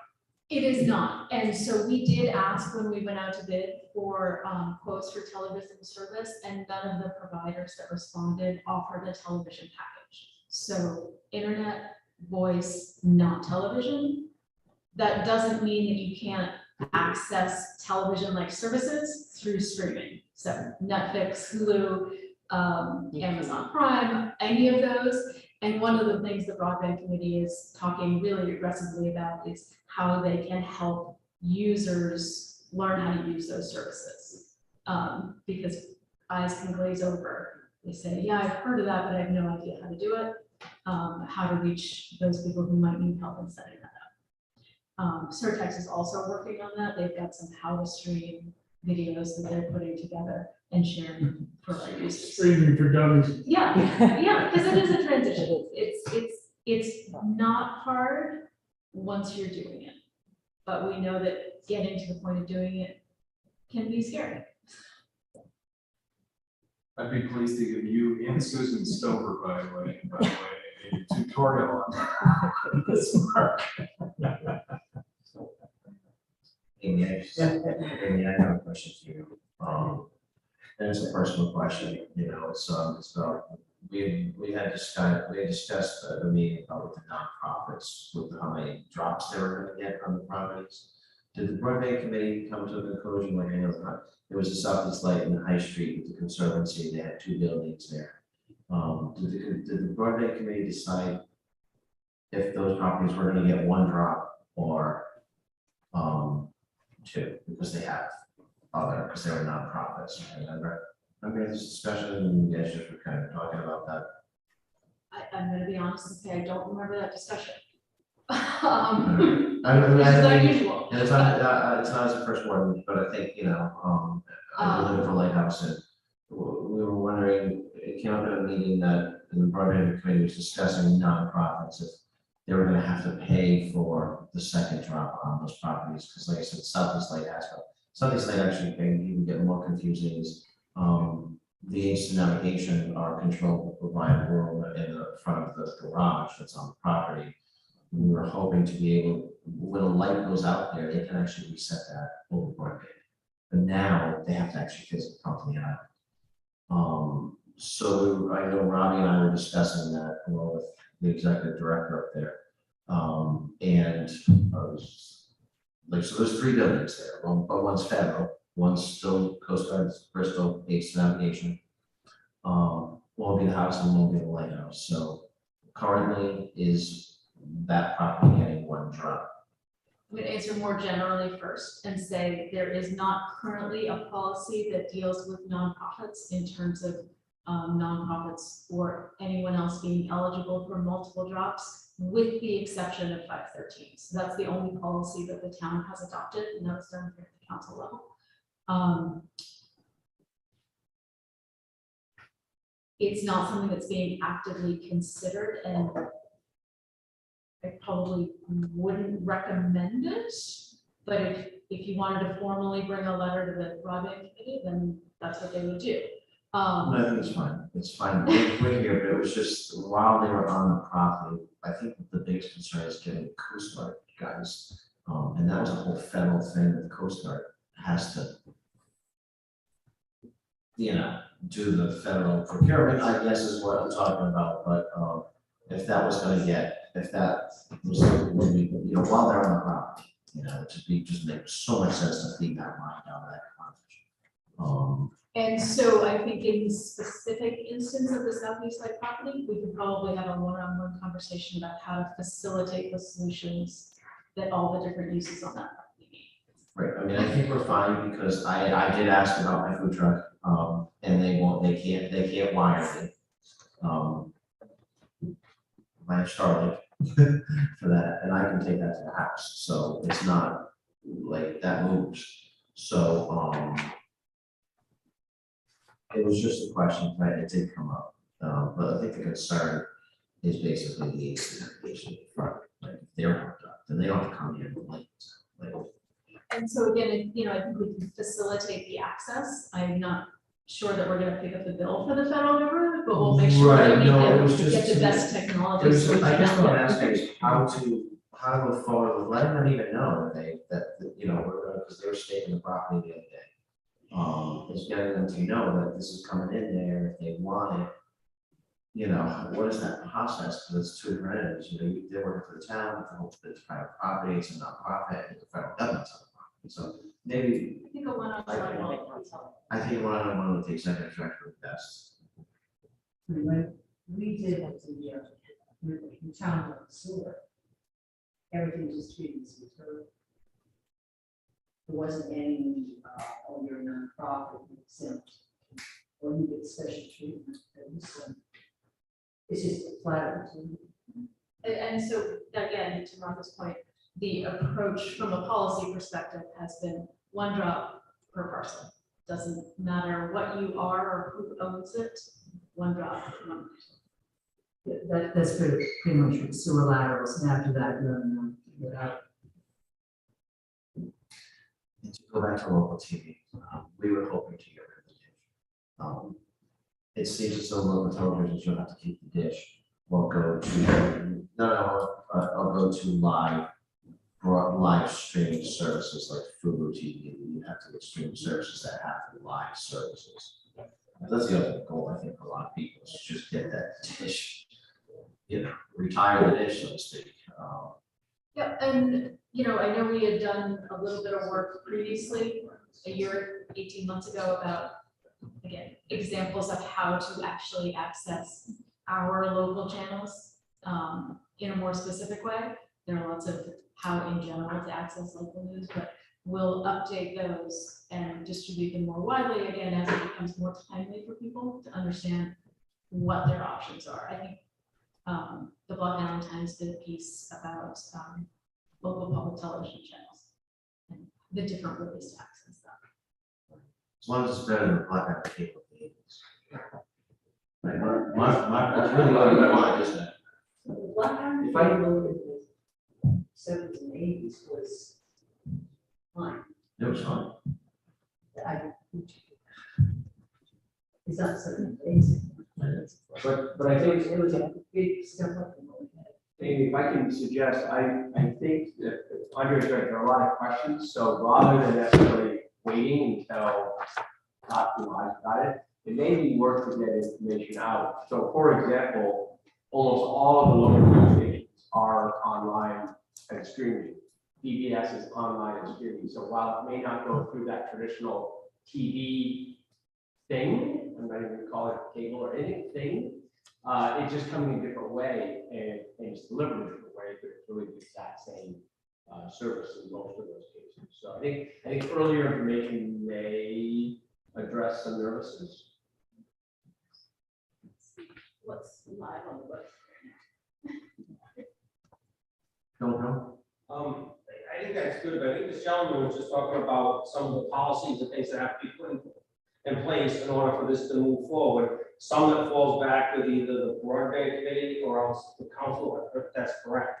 My question is, what are you going to do that? Who is it? I don't care about how it's streamed, but I need to see certain get to this point where they're ready to roll and we don't have our end of it in order at that end of it. So I think that needs to move quickly. And that's the July meeting we talked about, right? I'm sorry? That's the meeting we just talked about going on July 5th. Which is how process, Yeah, and I wonder whether it is a part of our normal thing, or we just schedule a work session and really talk this out, or maybe we don't need that. I mean, again, but I think Bill's right. We're all saying the same thing, which is we want to make sure we're up and running and as smooth as can be. And I think you even touched on this. The Broadway Committee still needs to meet on this topic, correct? The governance and everything, we're just kind of. I think that's a more broad conversation that that really is the town and the broadband committee. It is much more global, and so I think leaving it at the broadband committee level is not appropriate. It needs to come up. That said, things are ready to roll. The pieces are in place to be operational. There's no decision that I can think of besides setting the town operating and maintenance price. I think that might be the only action item that would preclude full operation. That doesn't mean there aren't a lot of policies to be tweaked or added early on or along the way. But those don't need to be in place as we start. There's really going to be I imagine 6 to 9 month overlap period where you're doing both construction and operation. those things are gonna be running simultaneously. So we've got, sort of a year-long transition as we move out of construction into operations. And for the most part, those governance questions don't need to be set on day one. The more organized we are, the smoother it will be. But to Bill's question, I would say nobody's waiting for this group to necessarily make those decisions in order to go live. Is that clear? A lot of that's already built into the existing framework. That doesn't mean you can't change things once they're running, but it's not a barrier. Thank you, Amy. I guess what I was saying is that before the town council has a meeting, I would like the broadband, of them off from the broadband. I'd like to have a basis for a meeting instead of coming into the room, because I see you guys as our staff on this, maybe that's wrong. I think you want to rely on staff on that. I think that's a memo that comes through the town manager to the council with the input of the project manager. Right, I think so, that's how that so to be works. clear, what I'm looking for is a basis for discussion for a meeting. So we don't just come in here and say, we're gonna discuss this tonight, and we have everybody in the room and, we get way into a basketball game and we don't have a decision or something like that. That's how I feel as though it should go down, but, there's 5 of us here. Keith said earlier, we're not experts on this. So to ask me to come in here and come up with a policy on that, I need something to work with. So that's all I'm basically saying. I don't think you want us to put that on the broadband committee, but where would we get and where do we go to get that information to make the best decision? And I think rather than thinking of this as a single decision-making meeting, I would suggest the council think about it as the opening of a series of pilot policy discussions. Great. To direct. Because I can't see this coming out of one meeting. Absolutely. So I appreciate that. Yeah, no, that's what I'm saying. It's like a meeting about broadband governance. No. No, opening the discussion. That's sort of what I was saying when I was, it maybe there are 3 thematic areas that we need to do, or 6, or 2, or whatever, but I can't identify those. And I think that meeting starts with some landscape setting. Great. Of the things you don't need to worry about. Great. And the things that you do need to worry about. Wonderful. I I would also add, you talk about an outstanding thing being the town's O&M component. I don't even know what's involved in that, and I would like to. I don't want to just get a number that says it's going to be $86.23 a month. I want to know. I'd like to know what that is and what we're including. And in some ways, I wonder. I'm assuming that let's use sewer and water as an example. There is going to be some staffing associated with this, perhaps, on the town's part.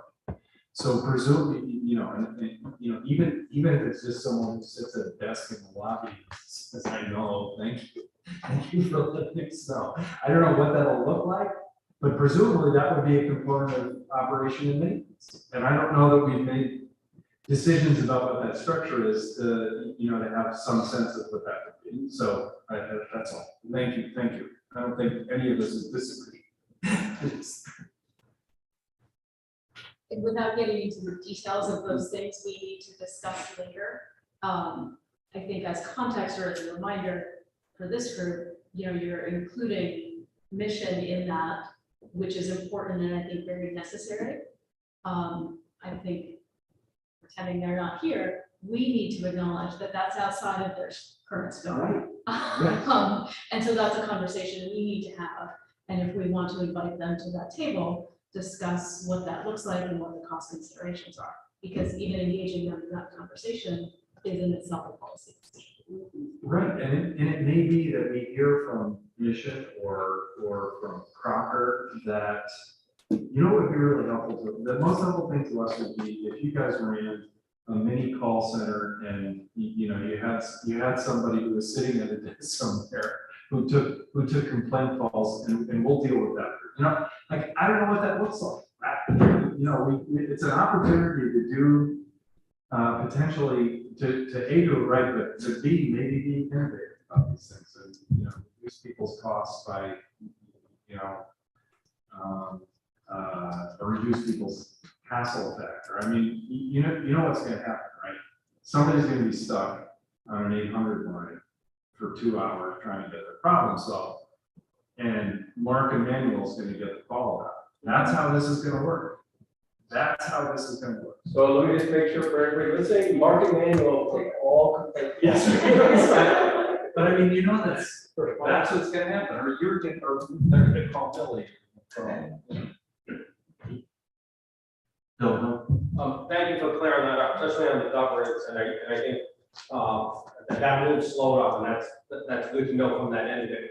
Probably what 90% or 95% of everyone out in the town is, they want to know, when will this be going live? And I heard like the neck may go first and so forth. Has that time frame, well, I guess, what is that time frame? So there's not, realistically, so they're not anticipating. I know you have it there, but for myself. Great, thank you.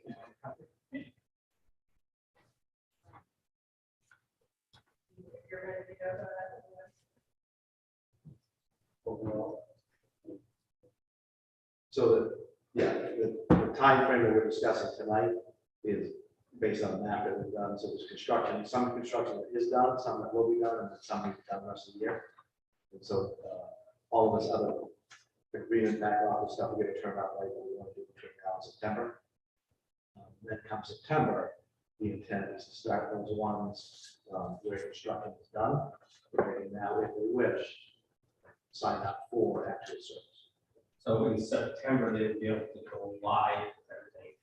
Certainly, is that like complete? We have completed it.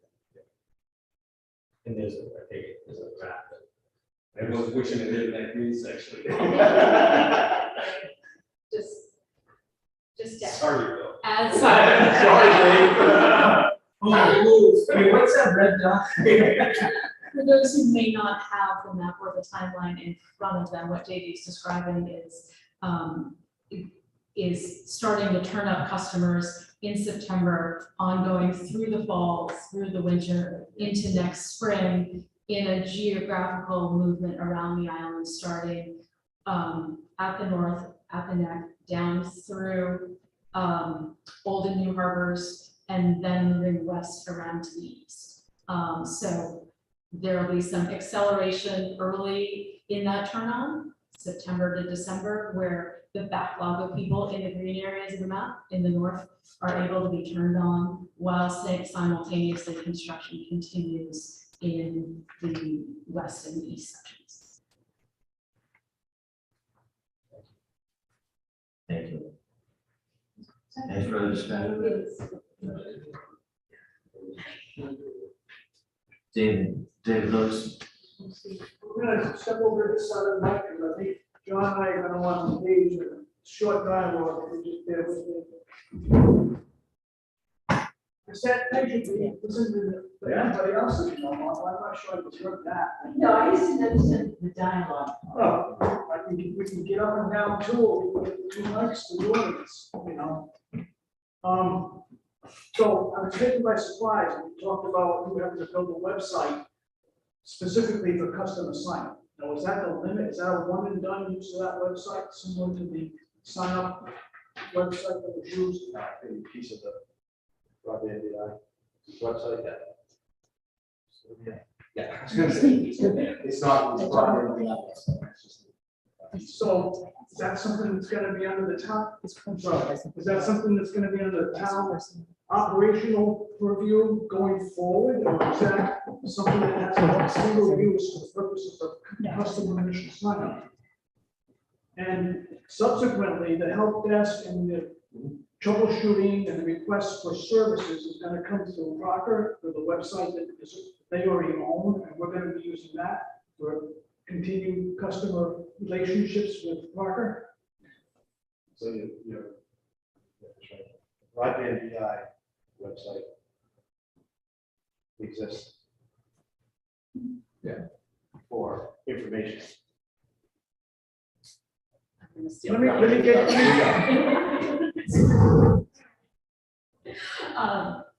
So just tap me if you want to interrupt. Yes. The broadband BI website currently exists and will be used as a front end to another platform behind it.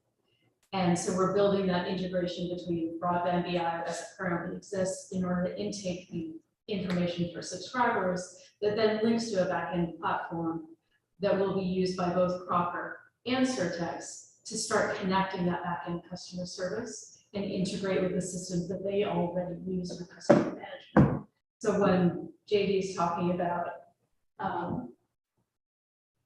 preparation for network operations, it's building, testing, and integrating all of the backend systems across Crocker, Ocean, Surtex, and the town to make sure that we are tracking and managing customers in the right way, and able to maintain and analyze the customer service experience. If that makes sense.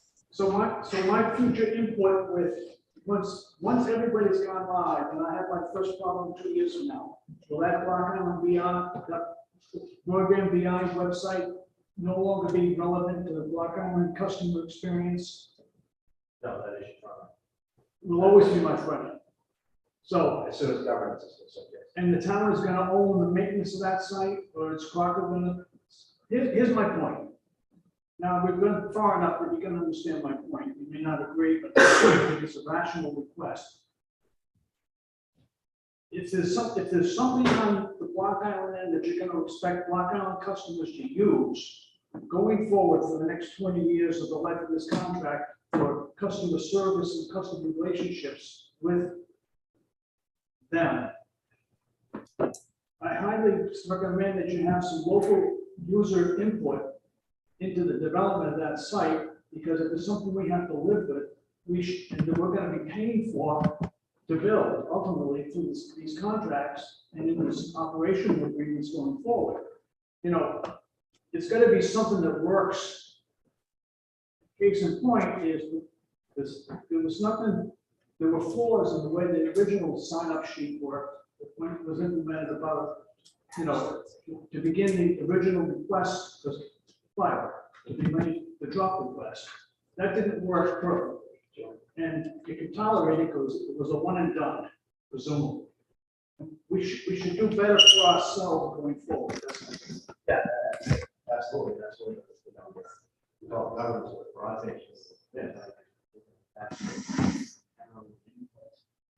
Right, and so, yeah, if you own everything, you got control over everything. So I'm looking at you, but as one of the technical advisors to the town, I would like to think that you could press on the town and the importance of user input into that user interface. That's the point. Yes.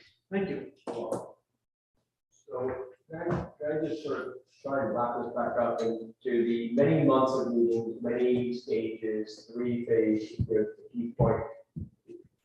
Whether it's a work session or it's at the July 5th meeting, we're starting that early next month. That wasn't a question, it was a statement.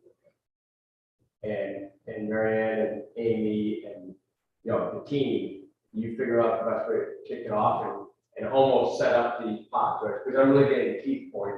We don't know what to ask. Some might do know a lot of the issues. I think we need to start working through that. Great.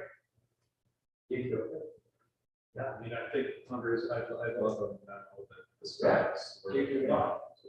State of the art of governance or state of the art, certain amount of construction aspects.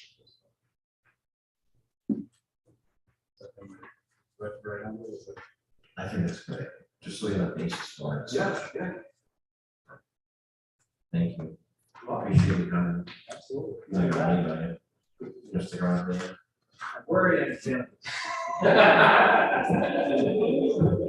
From a lot like Next item on the agenda is discuss the next on the evaluation of the town manager evaluation. Evaluation documents with consideration. Just wondering if anyone has any questions, comments, or concerns about it. Just one comment on the sheet I got. It has Roman numeral 1, 5, 6, and 7. There's nothing in between.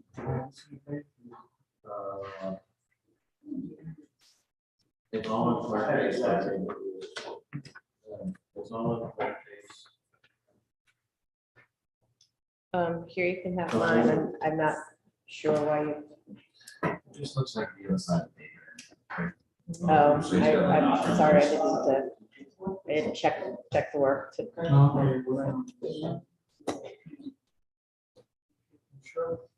Yeah, yeah. sure.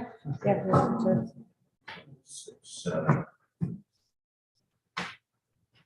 I know.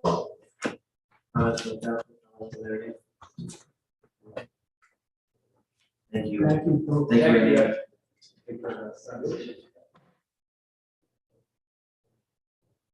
I guess, I have two questions. Two questions. One, we had at one point talked about sort of 360-degree feedback, and is that something that we want to discuss in the part of it? And that's really a question as to process. 360-degree feedback, meaning you're sort of hearing from people that work for and you know, get that. The two that I didn't see on the page, whatever this one is, with the little numbers 1 through 5.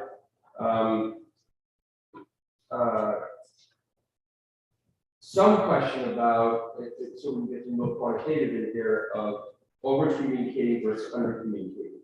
And I know communication is one of the big bullets here. I think it's number 6. But it has it here in the paragraph. I didn't have it on the chart. And then there was an area around maintains, tracks, and adjusts schedules, and sort of this whole Gantt chart world. And much like the management reports that we know what's going on and can sort of track projects. And I didn't see that again in this scorecard, whatever the right word is, in the evaluation scorecard at the back. So those are the two things that I would probably add onto the back page that I would reflect in paragraphs. This is the 360. But I thought that's town employee, but isn't that also what we would evaluate on? Yeah, we can, this is the work we have. Yeah, no, I mean, so but those two areas, I mean, so over communicating, under communicating, and maintain track and adjust. Would you describe that as, so the way that I view this 3-page document is that the first 2 pages are designed for the council. And the third page is designed for 360. So are the things you're talking about things that one or the other of those would engage, or that, or both? It doesn't matter to me. I'm just curious about which document you're editing or adding. I'm adding to the back page, which is your 360. Town employee, excuse me. Town employee evaluation of town manager. So that's the way it was set, obviously, of course, but you, 2 minutes later, there were 2 documents, one was for town, and this one was for the 360, and the document for this was for the council. You know what I mean, so this would be a document for the Yeah, reports. right, so if we change it, or add these track, it's a working document. It was just a basis to something to work with. Well, the 2 areas, I guess, on that, on the evaluation of town manager, that back page, that I didn't see in here was over communicating versus under communicating. Number 1, number 2 was maintain track and adjust schedule. Now maybe it's here. No, just, I don't know, bringing up people's. But I'm jumping at one place back. Yeah, yes. Any other comments?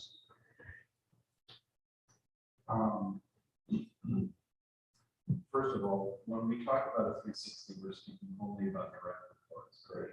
Yes. I just, I support the idea of 360. I put it in the initial memo because sometimes you're doing it, but I think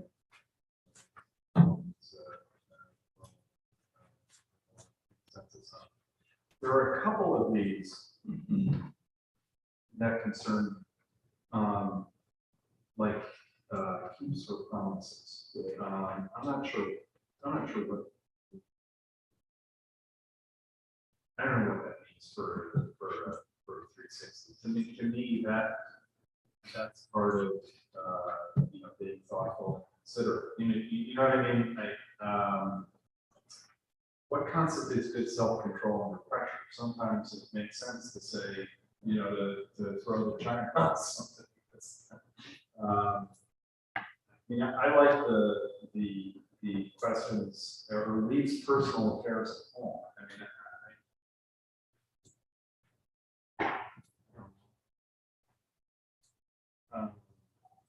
But things like delegates the authority I need to do my job, gives constructive feedback, is open to ideas and opinions. Some of the ones that Sven mentioned, and I think a lot of these are good and valuable, but it is truthful.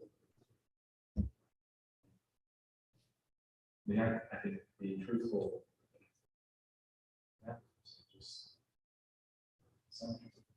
So let's knock those out.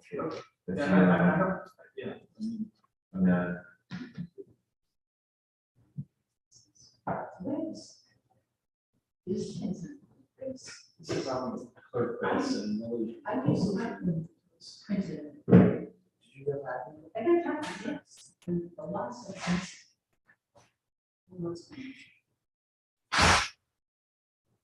It's the right date. Yeah, I'll go on purpose and look at it.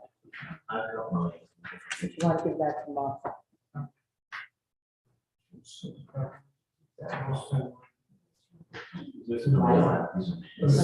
full, but it's got that last page on it. Yeah. Awesome. This one was. It's gotta be in the office. I didn't go in it today.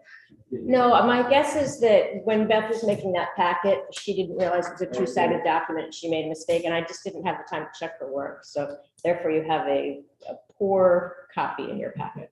And I also got, If you're missing a page. I don't know, Jen, it's not in my, it's not on my thing.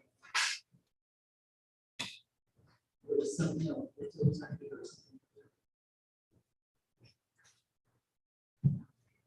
It's my number 8 is broadband. There was an updated agenda that was probably put into your box. That's what I asked. Living and. Yeah, that agenda changed about 4 times the time they did that packet. Do you want to go down these lists of these so we can move forward on this? Or do you want to do the list and see what, all right, what do you, how's the first page? Look to everybody. Let's start on the first page and go through the first page. See if there's anything they like, don't like. Mary, any comment also? Like, no, I just want to move.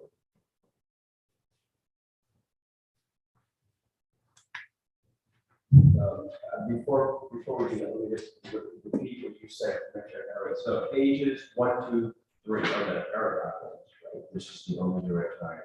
Right, so we're going through page by page.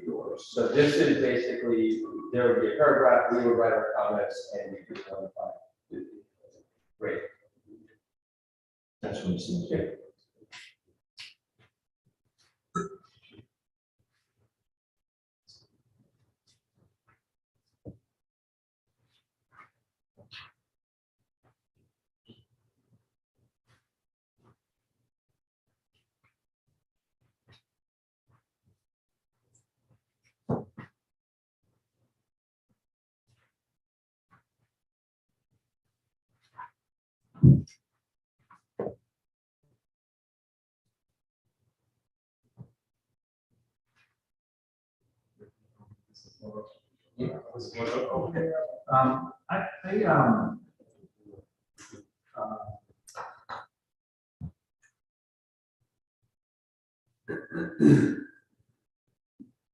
I looked at the town manager's contract, basically, and we are required to establish goals. And I view this exercise, what we're doing, as as an essential component of goal setting. And there's a bit of a chicken and egg here, I suppose, but maybe this kind of evaluation enables us to make clearer to ourselves what what we view as the essential goals.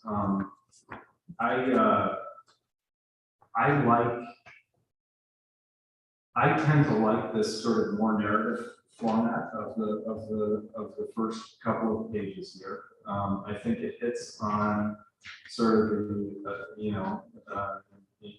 I'd love to hear from Marianne what she's experienced in other roles, but I think it hits on kind of the 7, areas that you would generally evaluate a senior manager.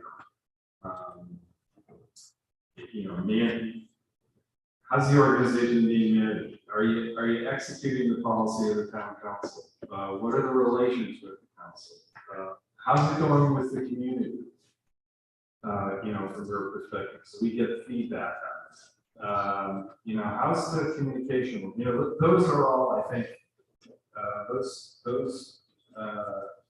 make a lot of sense to me. The only thing that I would add, I don't know whether this is how you want to go through it, and I'll do it whatever way you want it.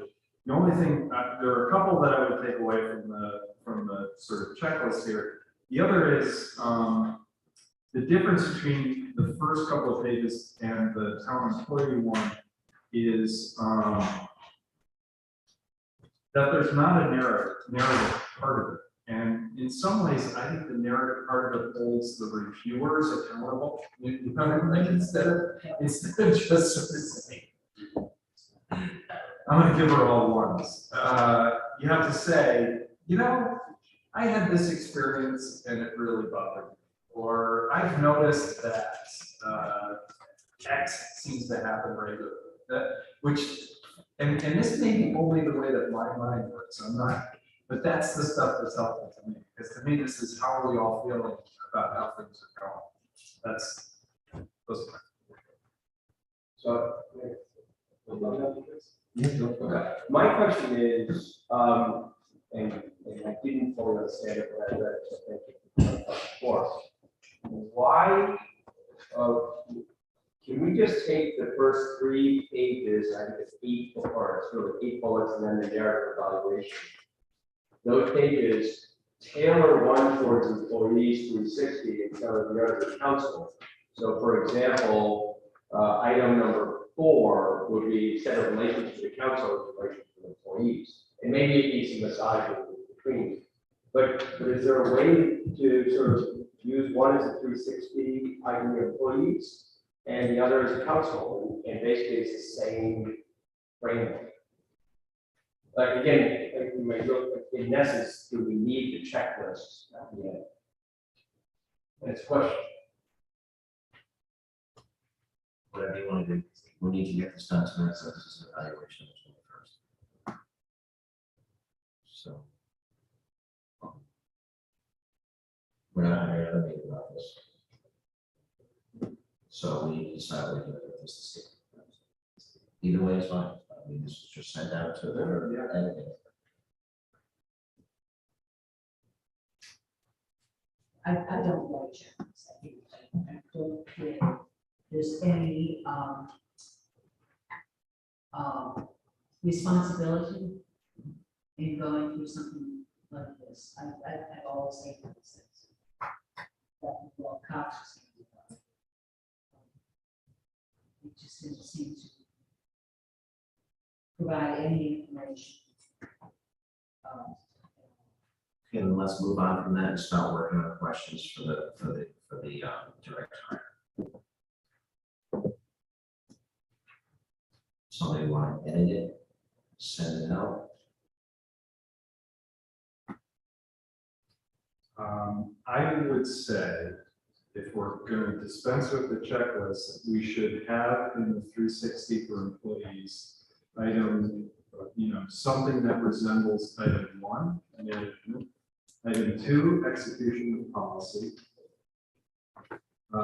item 6, communication, and item 7, leadership. Obviously, for those, it wouldn't be providing the council, it would be providing the town employee organization.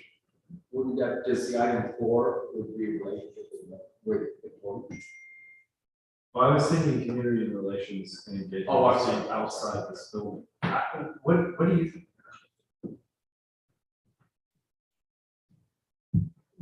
I'm not sure with regarding what. So I think we heard from a couple of people that this checklist approach, or, sort of rate someone 1 to 5 on a menu of items. We might not do it that way, but do a more narrative and briefer thing. And I was saying a few of the ones that are in the councils, that evaluation questions for the council might be relevant for an employee 360. So I agree with that. I think someone mentioned, I can't remember who, I think 1, 6, and 7? I said 1, 2, because you're executing policy with the staff. 6 and 7. 8, I'm just trying to, but they would have to be reworded to insert in place of, how you're dealing with the council. It's the town's management team. My only change, my only bill on that piece would be, I think item 4 is all about the relationship. And maybe it's included elsewhere, you think, but I would add 4 Restructure. Yeah, I just want to make sure that relationship, Yeah. what it's going to do in a timely manner, and obviously the issue spots that I brought you, that kind of thing. Yeah, I'm a huge fan of 4 and 5 being included. For the like stuff. Yeah. I don't want to get into it too deep. I think 5 should be retained. But the idea not is, that's not, so what Keith's saying is 5 would be in there for the council. The question is for an employee 360, would that be an employee evaluation? I don't know. I don't think it's possible. I don't know. So we're working specifically on the 360. But just a minute. Two evaluations, one that we conduct, one that direct reports conduct. The one that the direct reports conduct, Millie's role would not be to opine on what necessarily on what Mary Ann's success regarding community relations is. It would be about what kind of feedback, like. It's more in-house. Yeah.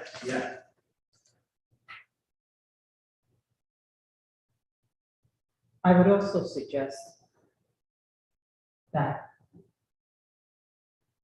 try to limit with the employees, because I don't want, this is going to sound weird, to burden them with a document that it's going to overwhelm them. Yeah. I don't think that's what we want. So I just would keep that in mind.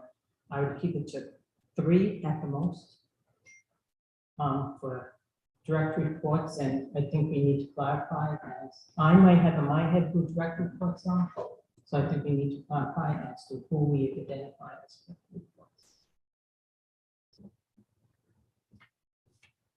Thank you, that's why I thought a checklist was appropriate, with additional feedbacks appreciated on that, but.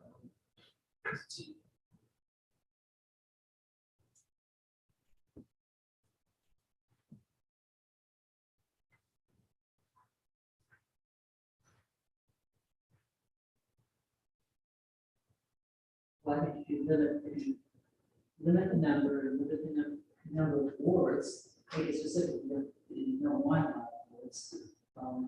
I think it's too easy, it's not valid.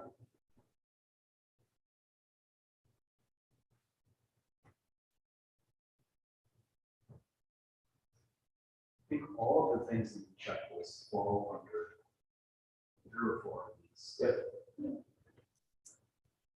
But I'm. but, just trying to draw some consensus here. Yeah, I mean, I'd like to have the same basic format. For both. Yeah, Me too. because otherwise you just, we end up spending a lot of time that sorting instead of that information. Are we fine with the, with our version of this? Well, I don't have 2, 3, and 4.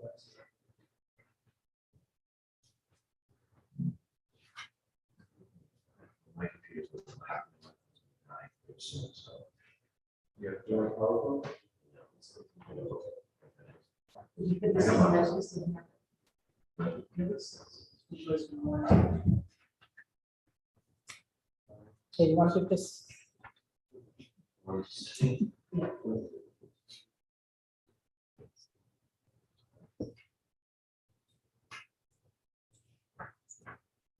mean, I would put financial.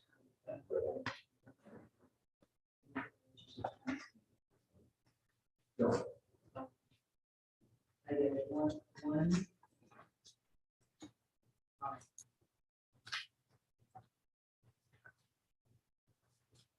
First time at 145, 4, 6, 7, 8. And we cut it down. We cut it down. That's How fine. many, I have one.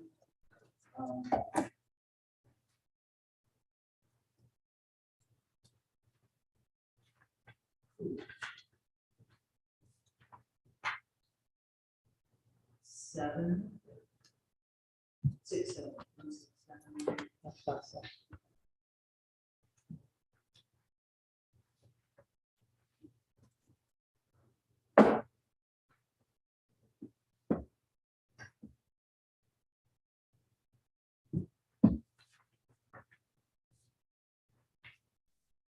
To answer Andre's question, I think I'm very good on the 8 questions plus the 2 narratives for the council review. I'm fine with those. Council review.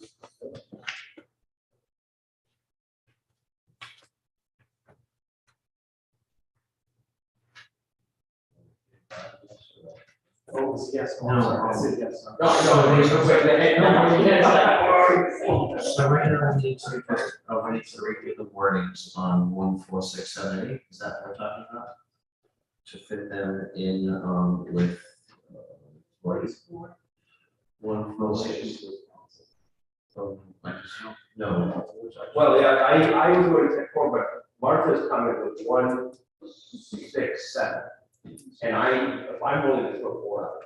Okay. Well, because, and I think Martha and Keith's comments were less, like, variance was less than 4. You know, like, don't worry. And obviously they have to be reworded, tweaked to just fit. So I'm fine, 1, 6, 7 or 1, 4, 6, 7, either way.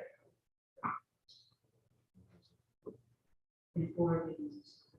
4 is relations with council, that's definitely. Well, we relations with employees. Oh, I see. So my point was, how do you relate relations with employees, makes an effort to be accessible to the employees, handles issues that are brought by the employees in a consistent, timely manner, behaves, I'm just rewording it to be employee based. And I don't know that that's any more, it's a certain basic. So we're working with 1, 4, 6, 7, 8. 8 is questionable, only because, well, you can say professional. I'm going to say, Professional. Right, I think that's a council discussion more than it's employee. So I would vote, Mary, you're thinking, I'm looking, but 1, 4, 6, 7 as 360 reworded. And then I stick with the current Just 4 pages as a council. That's what. 1467. Are we good with that? Yes, as long as 4 is reworded. Well, we need to be ready. You gonna be ready? I'll have to do it today. I'll have it, for I know it's related to you, also everybody, one more question. But anyway, I think some discussion with employees as to what they're going to be doing is necessary. Do they even know? Or is Millie just gonna email this out? I mean, if I was an employer, I would like to know what you're asking of me. Well, it's easy. We just approve this and then we can send a note to the employees saying this is what we want to do for the town manager of evaluation. We just decided right now that we're going to do this. Okay. So then we can send them, the person we can send them one note, and we can send them another, the clerk can send them a note to the council saying this is what we're going to do. Feedback. Some don't want to participate, they don't have to participate. We only have a limited number of people it's going to. There's been,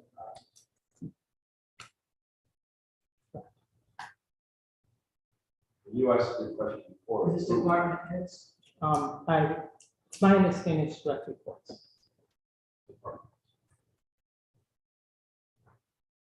We should consider direct report anybody other than the department head. The only director, I'll tell you who I consider direct reports. Millie. The chief. Amy. Ashoni. Not department head. Dave Sniffen, Kate.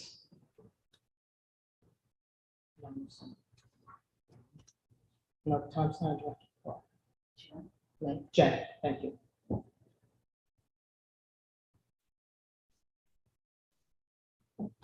So there's no anybody in there that's not a department. So sure.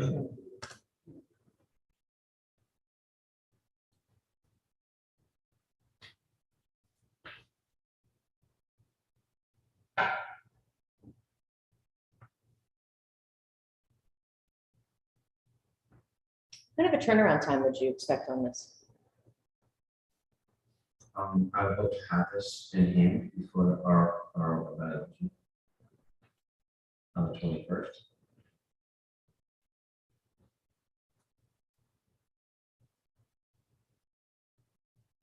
So one, sensing Millie's question and comment is 6 days and a weekend. I mean, one thing I guess we could do is this year not do a 360 and do all the first one pages just in council. This is that as input, but I think I really voted when we did. I'm just saying it's the first. We would decide on four, for 6 days. Well, Time. I mean, my personal opinion is that, you know, I have a very full day each day that I'm here right now. It would mean taking time out of my weekend to do that, which I would be happy to do because I'm happy to support the town manager because I really enjoy working with her. But I don't see myself finding the time to do a good comprehensive job with her evaluation like that, particularly one that I have to, you know, be narrative within my work scope in the next 4 days. So that's my feeling. What's the council's plan? We can have a conversation about it. Instead of written. My own opinion is that this should be a formal process. I think so too.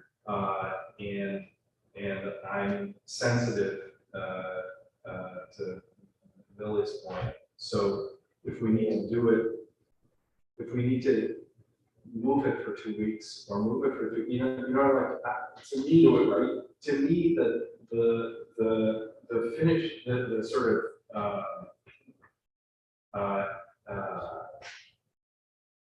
if the barrier, and I'm saying this with understanding, if the barrier is, a 6-day turnaround on this thing. And I think Mary Ann raises a good point. I think we have to socialize. I think that, you have to say, look, we're going to be conducting these reviews. So if we have to put it off for a week, put it off for a couple of weeks, that's okay. I'd rather do it right than quick.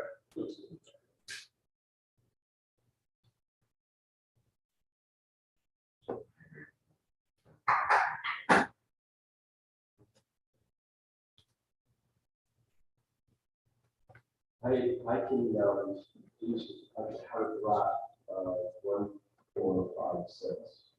Sorry, 1, 4, 6, 7. By the end of the day. No, I'm just saying. I'm saying. So I'm not responding. Sorry, I'm just thinking. So Mary Ann's point about making sure that people understand what these evaluations are about, because I really do think that it's about improving process, not just town manager process, but town council process and how all this stuff works. And I did attach when I sent this to you guys a memo, just sort of talking about generally the process of evaluation and how valuable it is for moving an organization forward. And I wonder whether we can share something like that. Or use it in your communication to employees or Mary Ann's communication to employees. Because I really,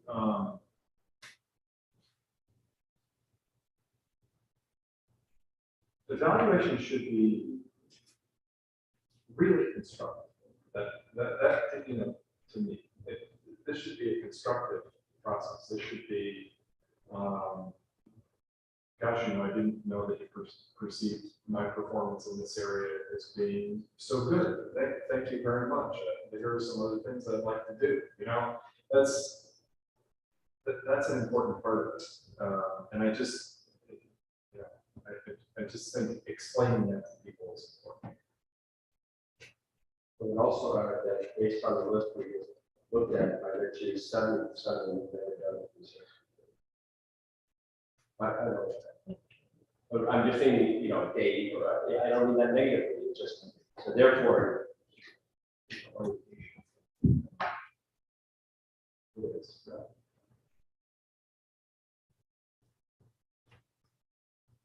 The next regular meeting. When's our next regular meeting? The 5th of July, it's a Tuesday. It is about 87.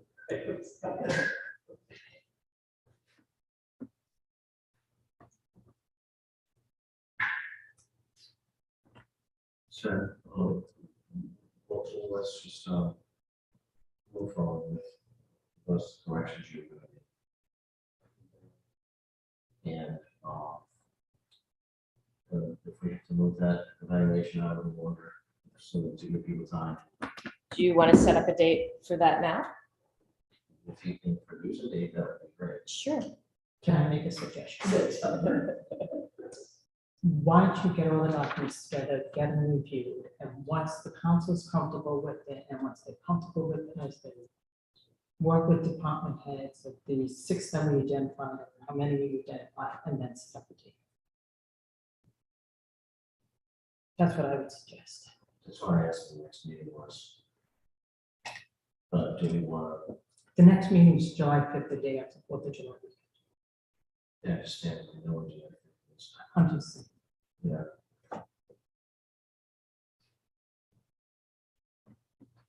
Let's do that.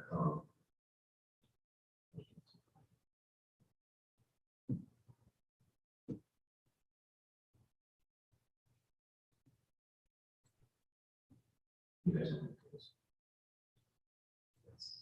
Are you suggesting that that we're going to be looking at the tools again, or are you going to be setting up that date as the evaluation? I'm just not following the process, the training. Well, I think we need to see that. Okay, so just this item will be continued until the next meeting, is that correct? Or that's what you're talking about right now? How does the council want to proceed to do it? Right? I don't want to rehash this document. We've done. I think we've done, yeah. We just need the, photo. Introduction. You said you were doing something. I will send the 364 questions to Billy by tomorrow day. So one day you can. Oh, no, I'm just saying, package it together with a prologue, then we can. Okay. Bless it in July. So I don't think so. Yes, it's an exciting opportunity for you folks.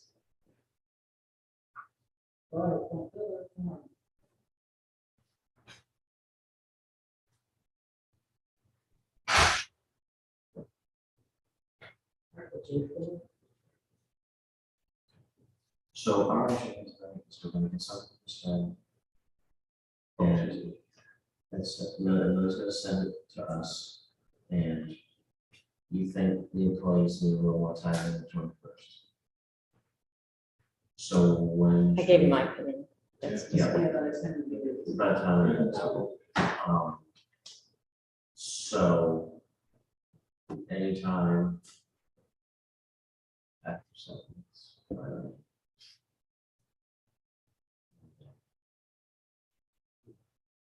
Back to the dates.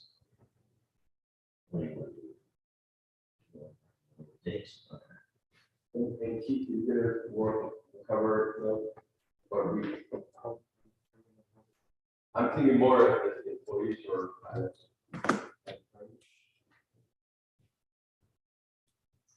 Yeah, I mean, Andre, the founder feels like he wants help doing that. I'd rather drop out of it now, so that's gonna start.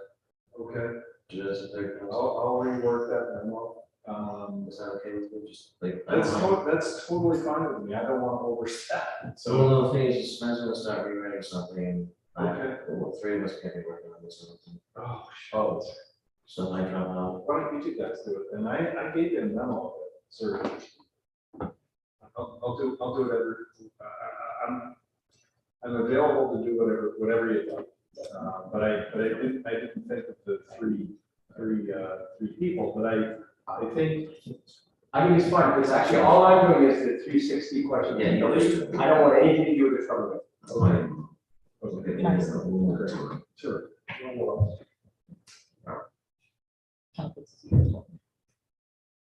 What's that?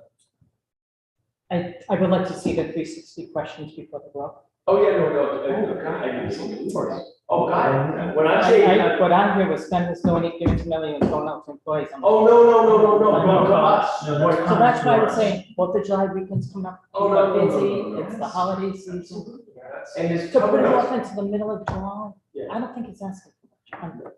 You know, The cover again, note's got us. I'll leave it in your hands. Tell us what. I just think, I feel you're rushing to do something. Yeah. Yeah, I think we're trying. want to do it quality Yeah. rather than quick. I couldn't agree more. I really think let's walk before we run. What Andre and I are going to look at, hopefully with your input, is a description of the 360 process. in our work. Share with employees. Okay? It doesn't have to be. I want it to be 4, maybe 5 pages, no more. Eight. We have a motion on this. Single space. Item number 11 is to receive an act on the 2022 to 2023 game licenses. I'm going to make a motion to approve. I will make a motion to grant game licenses from July 1st, 2022 to June 30th, 2023 for the following establishment. Pending inspection by the New Charlotte Police Department to confirm the number of games. Champlain Hotel Marina in Bar Resort, Marina in Resort Bar, Club Soda, Neptune House, Old Island Pub, and Yellow Kittens. The applications are filed with clerk's office and available to town council. Do we, just question, clarification, do we need the 1 table game, 4 table games in that motion? As long as you're referring to it, it's referring to the application, as applied for, and that's fine. So we'll go, I'll, and you do not need the first one. I did I'm not, making sure that I did not read the first one. I second that motion for Champlain Club Soda Neptune OIP. Any discussion? Huh? I'm sorry.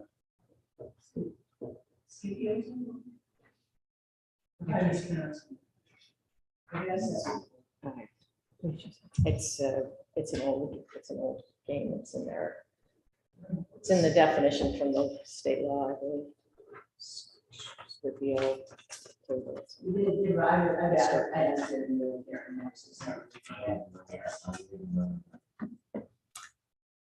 That name don't show up in the paperwork. Motion to amend second. Oh. Who these ordinances? Excuse me, motion to amend second. All those in favor, Mark? Aye. Sorry, Stan. Yes. I'm in favor, Martha. Aye. Keith? Yes. Motion will carry for game licenses. Can I ask a very important question, especially with the teacher? I guess, currently, I believe, based on what just happened, there is a ride that was not approved by zoning nor is approved as a game license. How is the process of enforcement gonna happen? It's a zoning issue. Need to notice a violation. Does Jen need a formal complaint about it? Done. And that, Yeah. but that's based on the current year.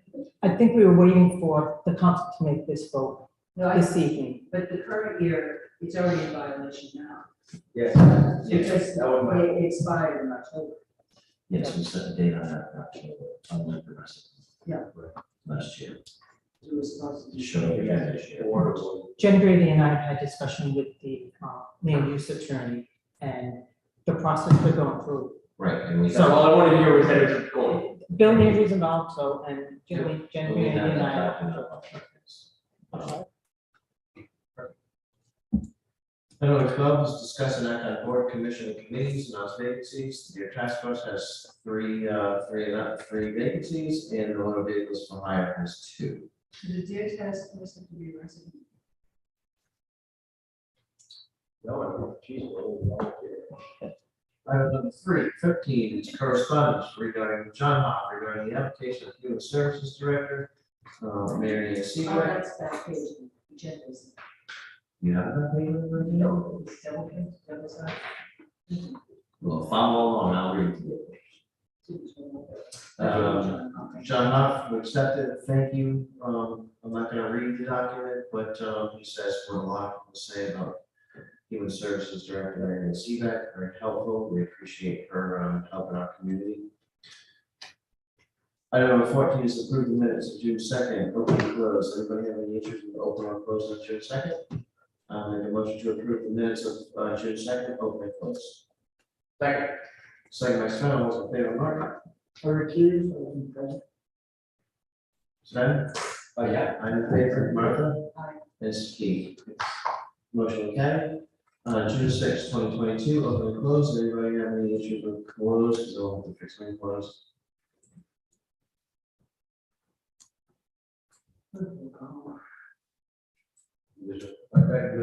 So, questions? Make a motion to approve the minutes of June 6th, 2022, open and close. Second. All those in favor, Keith? Yes. Martha? Aye. I'm in favor, Sven? Yep. And Mark? Recuse, not present. Motion carried. Item number 15. Discuss and act on litigation regarding local settlement agreement. These items may be discussed in closed session pursuant to Rhode Island General Laws 4258582. Sessions pertaining to collective bargaining or litigation or sessions pertaining to collective bargaining or litigation. I will make a motion to go into closed session. Second by Sven. Is there anything we can announce? There's nothing we can announce beforehand. Is there anything we can announce?